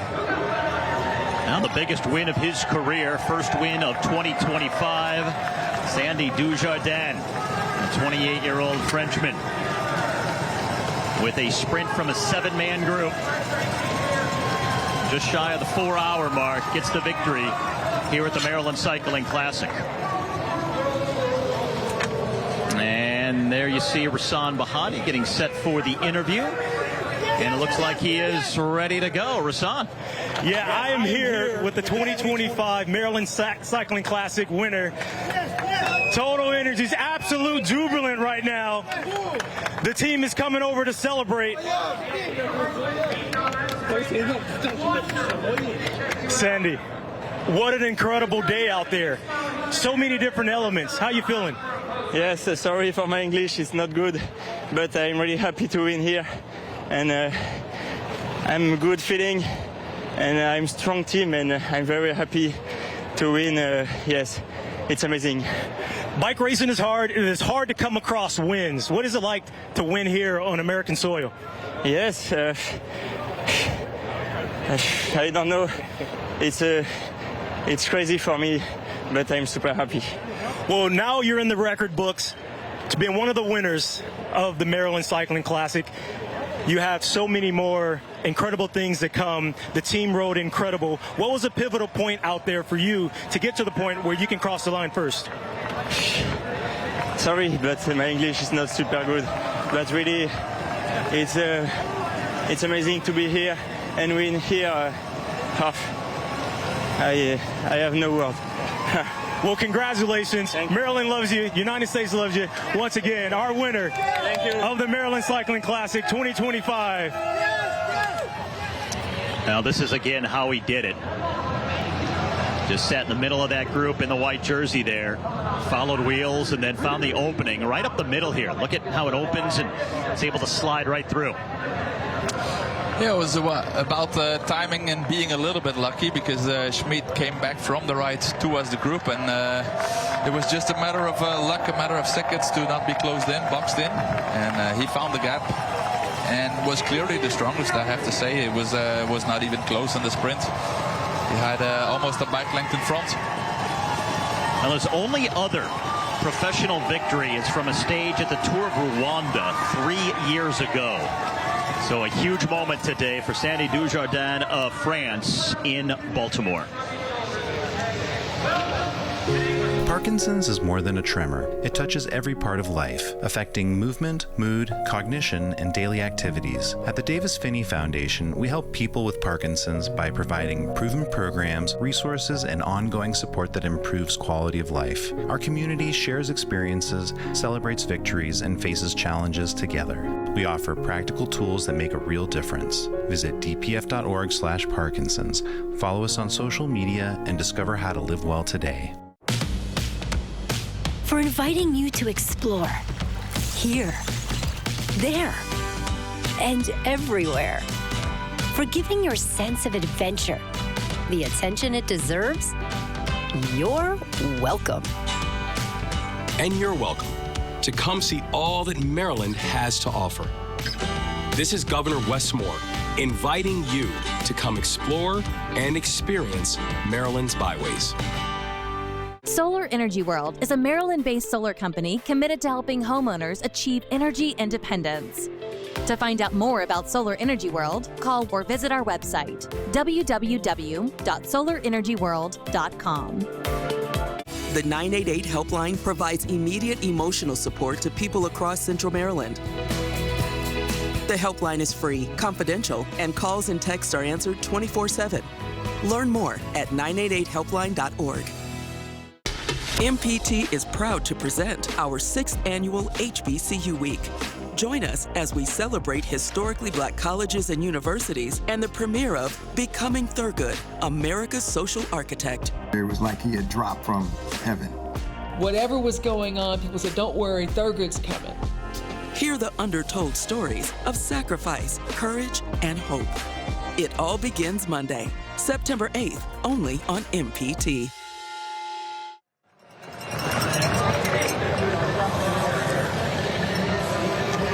Now the sun is back out, just the way we started almost 4 hours ago.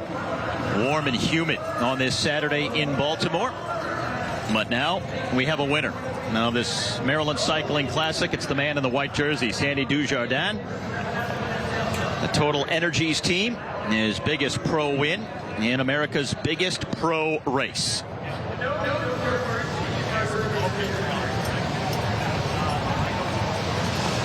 Yeah, they went pretty fast at a 45K an hour average.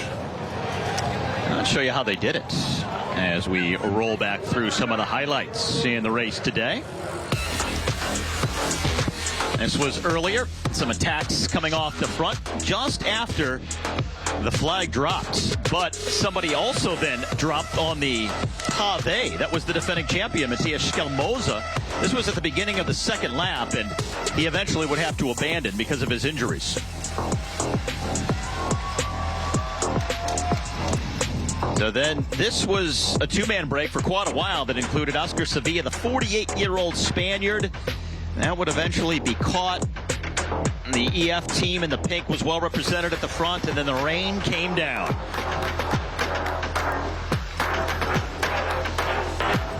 Eventually, it started to dry out. And then we had a big group late in the race for the final few laps. But watch this. Matthias Kopecky colliding with the barrier there. Even though he would lose a little time, he would eventually regain contact with that leading group. And then Nielsen Paulus had a flat rear wheel, took so long to change, he eventually decided to run with his bike in the one good tire up to where the team car could get to him. And then right after that, a crash on what were still some moist roads there around a corner. Paredes. And then Brandon McNulty of the U.S. attacking late from just a four-man group. And he had Sandy Dujardin on his wheel at that point. And then down to the final sprint from the last seven, Dujardin right up the middle after following wheels. And just got to the front at the perfect time. Good pace and the opportunity to celebrate his biggest professional win.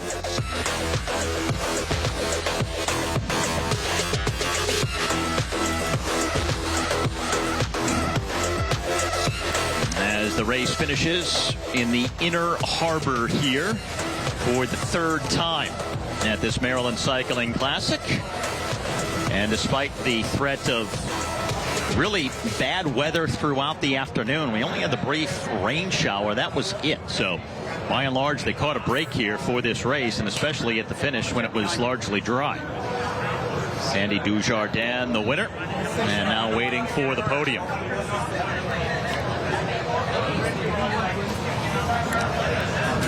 Honestly, great race. I really enjoyed it. Anytime you start with 88, 89 riders and you end up with 7 in the front of the race, that means that they really go for it. So great to see here at Baltimore. And that's something very different than we often see in Europe, where it's more controlled towards the sprint, towards the mountain stage. It's super nice to see an open race where everybody can get their shot. And sometimes we see surprising winners because these kind of guys, these kind of riders don't get a lot of opportunities when it comes down to sprints. Then it's always the same riders. So when it's an open race, it's always spectacular. It's always nice to watch, and we always see new names coming. All right, waiting for the podium here at the end of the Maryland Cycling Classic in Baltimore.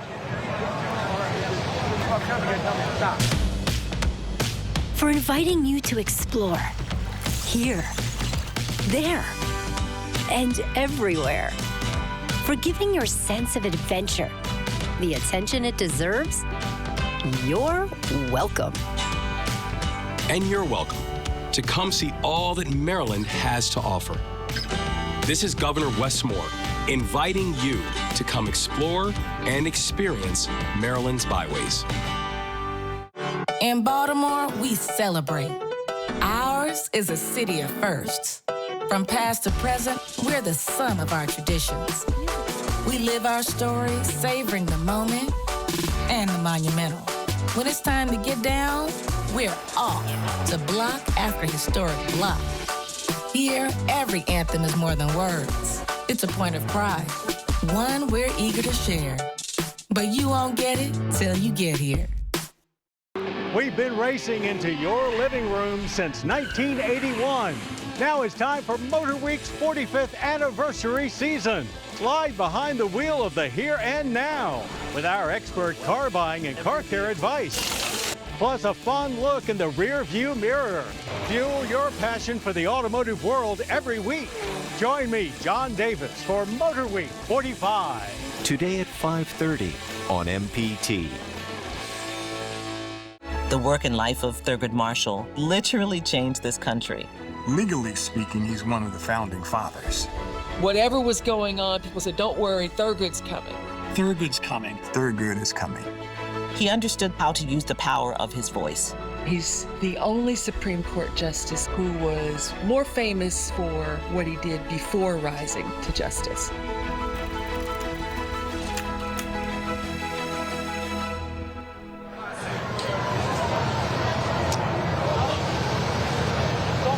Now the riders preparing themselves for the podium in this Inner Harbor portion of Baltimore. Revitalized over the years, and Harbor Point, Harbor East, the Inner Harbor is such a wonderful area in the center of the city. As we take you through the results, led by the winner, Sandy Dujardin, Abramson and Marifer rounding out the podium. Brandon McNulty of the U.S. just missing out in fourth, with Mauro Schmid rounding out the top five. So you have 5 different countries in the top 5 here today in Maryland. Larry Warbass of the U.S. leading out that group of 7 until very late on the final lap. Kopecky, after hitting the barrier, got back in the group and made the top 10 right on the number.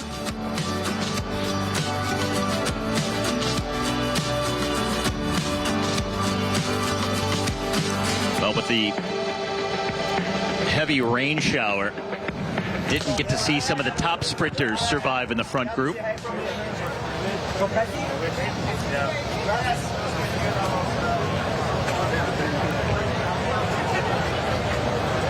so the only one that we were... There's Bobby Julich there on the right. Got the whole American cycling royalty family here to support this Maryland Cycling Classic. And we're all happy to be here. Sandy Dujardin. Dujardin would mean of the garden, right? But no garden variety cyclist, I'll tell you that. Sandy of the garden.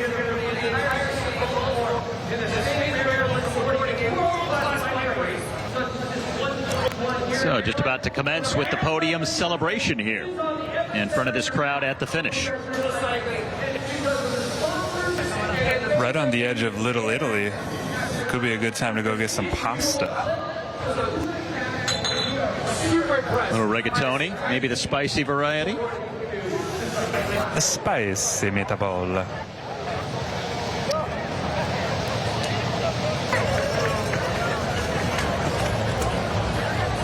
Another good crowd despite the weather from earlier. Once again, a huge sports weekend for Baltimore.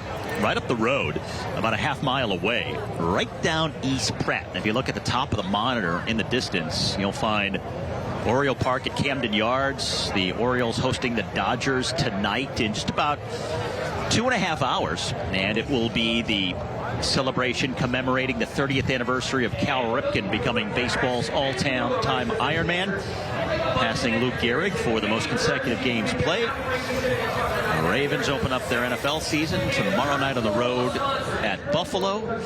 And today, America's biggest professional bike race, taking over the streets of Baltimore, the Maryland Cycling Classic.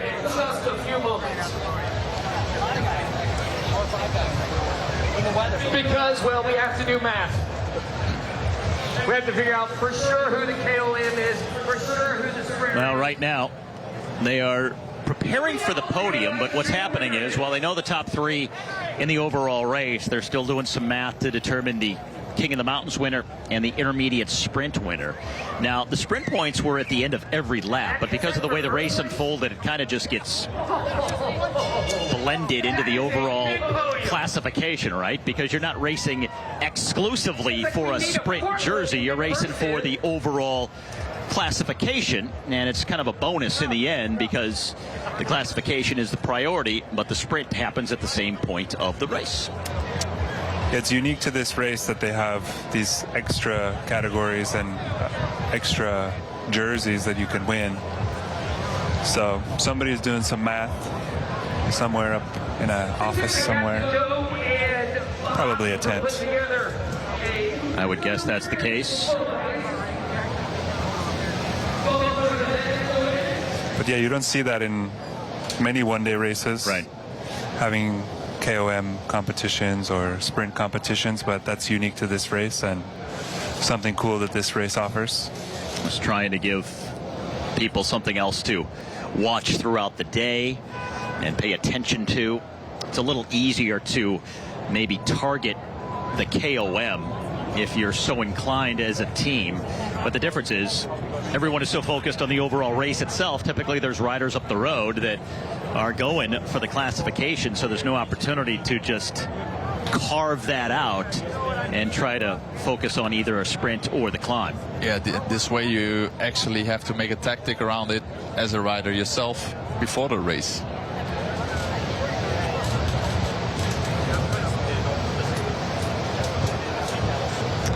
Sandy Dujardin, just prior to going up onto the podium here,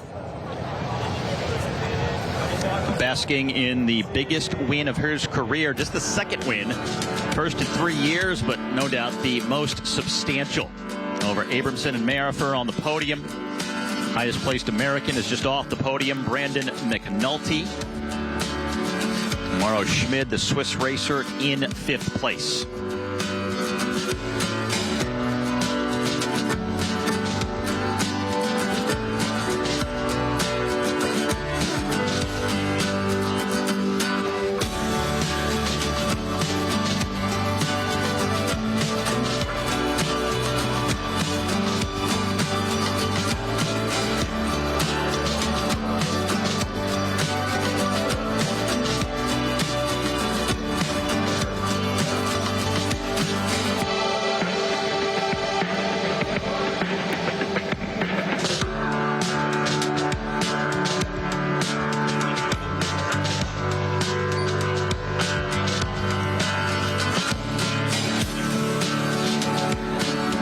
Great showing from Brandon McNulty.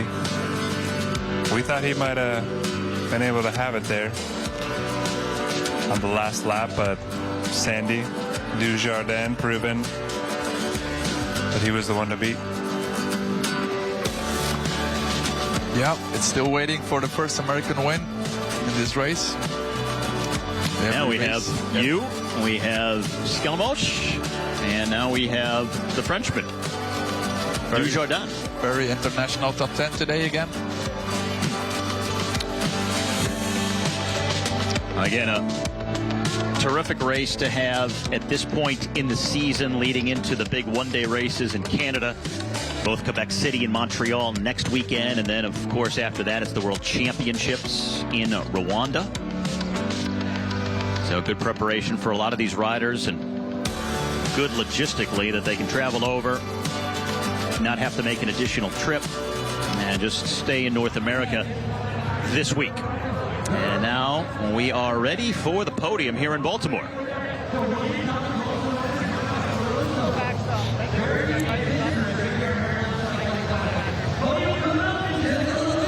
around. You guys can pause here. That's perfect. That's perfect. We can work. Yeah. Save that height. Just stand. Yeah, we're good. I'm gonna come in. That's perfect. Yeah, I'm gonna go. Turn. Yeah, no. I'm gonna put this right down here because it's heavy. Feel that. What do you have in there? Seriously, what are you? Is that wet? Champagne bottles ready to be popped. All right, we're starting to pull last year near the finish line. Is it lenses? Is it because it's wet? Lenses.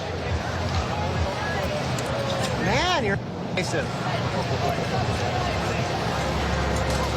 Don't bring that.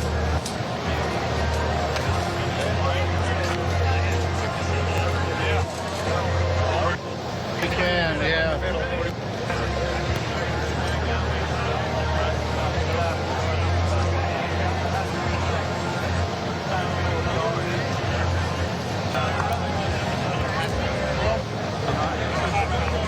Qu'est-ce que ça représente, l'expérience que tu as vécue? C'est la première fois que tu viens ici, que l'équipe vient ici, puis c'est ta première victoire à ce niveau. Oui, c'est ma première victoire et c'est assez incroyable parce que c'est la première fois qu'on vient là et on est super content avec l'équipe de pouvoir venir ici et de pouvoir participer à cette course et de pouvoir gagner. C'est, pour moi personnellement, c'est un peu un rêve, c'est incroyable. Mais aussi c'est pour remercier toute l'équipe et c'est quelque chose de spécial aussi parce que notre marque de cycle est située ici, Envy, et du coup ouais, c'est aussi les remercier de leur accompagnement. So indeed, it's the first time ever that the team is racing over here in the United States of America. Plus, it's also his first ever win at this level, so it's extremely special. They made the trip all the way overseas just specifically for this race, and that's a big, big trip to do. So it feels really good to take home the win, and it's also really special to do this on the American soil because that's where one of their main sponsors, Envy, is from. So it's really cool to be able to do this in front of Envy. And he thanks the sponsors quite a bit. Well, you had some fast wheels today. Envy wheels are really fast. But tell me a little bit more about, you're a very consistent racer. You've done really well. You've been pro since 2022, but you've been very consistent on the podium, getting a lot of results, and this is your first win. How did you do it? How did you decide to not work with McNulty at that right time? Tu produis des résultats régulièrement. Même si c'est la première fois que tu remportes vraiment la victoire. Mais comment tu as fait cette fois pour gagner la course? C'était quoi la stratégie? Comment est-ce que ça s'est déroulé? C'est quand même ma deuxième victoire. J'ai eu une victoire au Rwanda. C'est différent, mais je la compte pour moi. Je la compte quand même parce que c'était très important. Mais aujourd'hui, c'est encore quelque chose de spécial. J'ai pas gagné en Europe, mais j'aime bien courir un peu partout et si tu veux. You know, actually, he did win in Rwanda, so he counts this kind of as his second victory, and it's pretty special to win here, and it's kind of cool just to win like all over the place. So he hasn't had his victory in Europe yet, but he's got victories in different places in the world, which is pretty special. I have a feeling this is going to launch you into a next trajectory of winning because the level of the racers today were high caliber, so that's going to get you to the next level. You're already at the highest level, but now you're going to be successful at the next level. I heard that you did something special this week that maybe you might use as your routine, but I heard you played golf this week.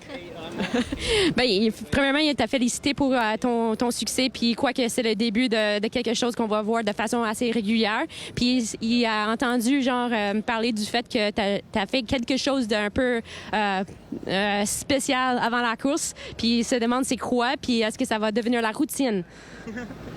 Oui, c'est sûr que on n'a pas souvent l'habitude de venir là avec l'équipe, donc on a essayé un peu de découvrir la ville et oui, on est allé jouer au golf il y a quelques jours, pas très loin d'ici, et je pense que ça va devenir ma routine, même si je pense que je suis meilleur au vélo. Okay, so I'm quickly going to wrap this up and then we're going to head over to the podium. So he just said that it's pretty special to come over here to the United States of America, so they wanted to have a little bit of fun too outside of the race. So 2 days before the race, the team went and played golf. So this might become the new routine. There we go. Sandy, congratulations. Go do the podium. Thank you. Thank you. Your most aggressive rider, please welcome Brandon McNulty from Team USA.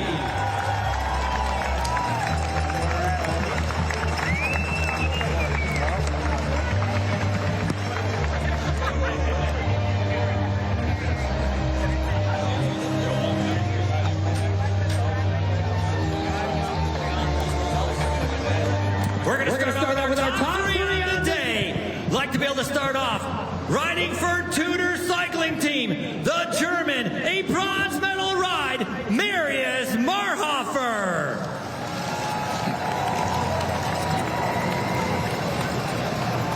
Yeah, go up. Finishing up in second place, riding for Uno X, the Norwegian, Jonas Abrahamsen.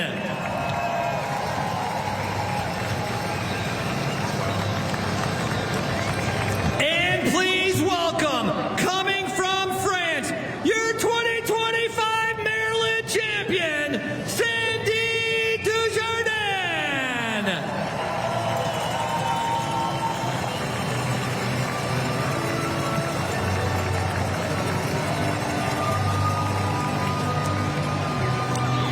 Presenting our medals, Tarek Modadin.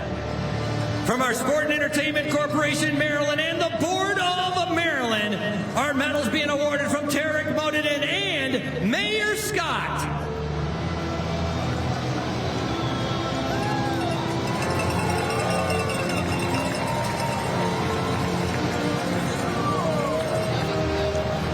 We're going to need to announce her as well, so as they're up there.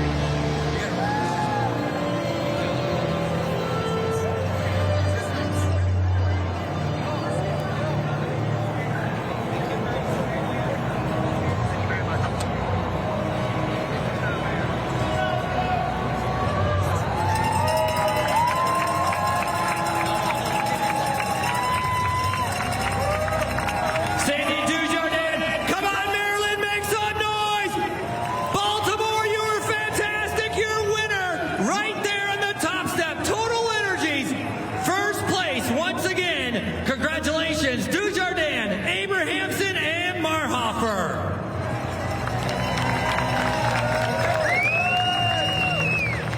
Abrahamson and Marhofer, you can step down. Like to be able to bring up the winner of our pro women for a photo. Riding for Canyon SRAM Zone to Crypto, Analiska Skalyanek Soika, your pro women's winner.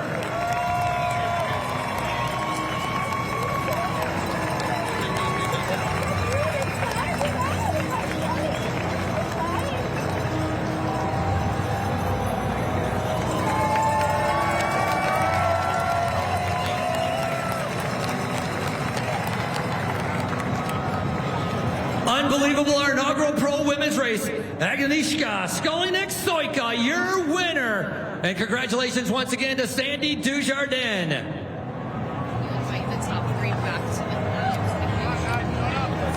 the Jonas back up to the podium. Marius back up to the podium.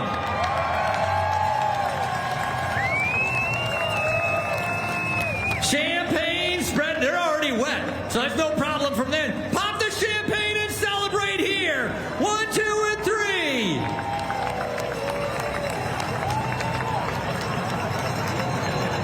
Marius, have fun with this. Smile, enjoy, shake it, shake it. That's how we do it. The German. Awesome job. Congratulations, our top three. A fantastic ride on the podium here in Maryland. Maryland Cycling Classic with our pro men.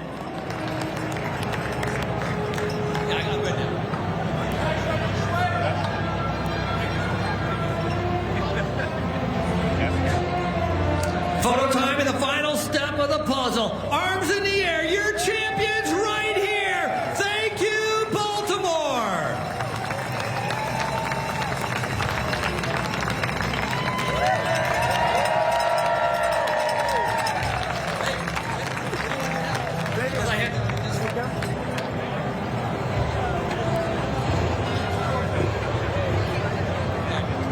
Moving on to our most aggressive rider, the RX Benefits Optimizer jersey. Like to be able to bring back up to the podium, Jonas Abrahamson. Rider coming out of Norway, riding for Uno X. Big thank you to Casey Armstrong from RX Benefits, presenting the jersey to our most aggressive rider.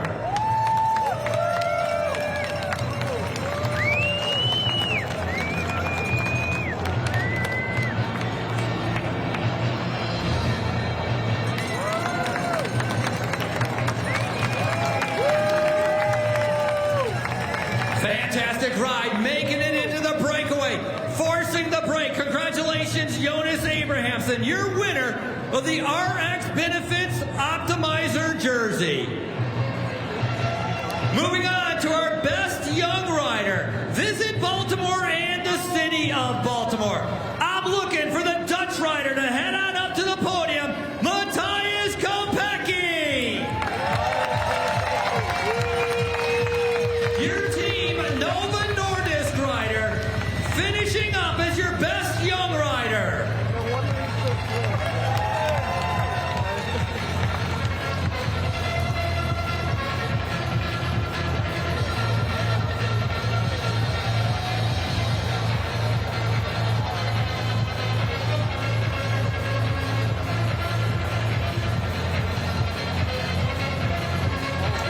These tight jerseys going on some wet arms and wet jerseys don't make it very easy.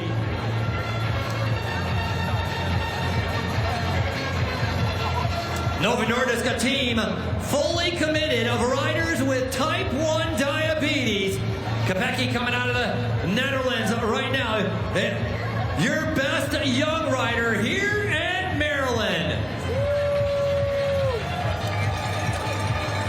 Did you gain weight during the ride?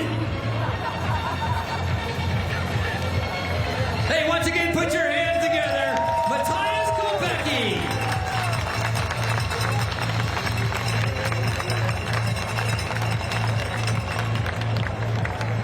Moving on to our In the Community Kaiser Permanente Award.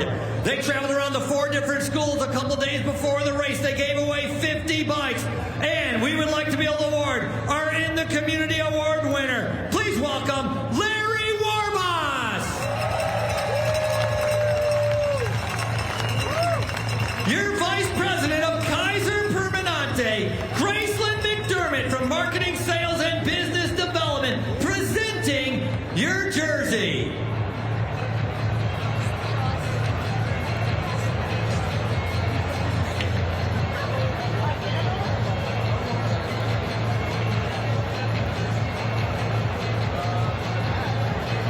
Larry Warbos making it into that breakaway, riding for Tudor Cycling Team as well. The American finding himself on the podium here.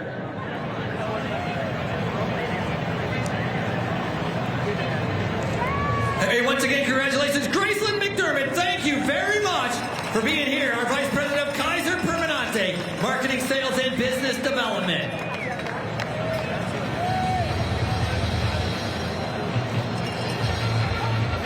This next rider made the sprint points jersey, and he made it in home. He comes from... Guys, final thoughts on this 3rd edition of the Maryland Cycling Classic. Honestly, if you made it this far, you're the real MVP. Was great.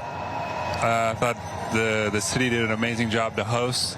I love the weather aspect, how everything changed, and I thought that the race was super exciting, dynamic, and deserving winner at the finish. I cannot add a lot more. Taylor said it all. It was a beautiful race and a beautiful 3rd edition. I think all 3 editions was already a great race to watch, and can't wait for next year. All right, we had sun, we had rain, we had wind. In the end, though, it was Sandy Dujardin who gets the win in the men's event. And now for Taylor Phinney and Sepp Van Mark, I'm Steve Schlanger. Thanks for joining us, everyone, for the Maryland Cycling Classic as we say so long from Baltimore, Maryland.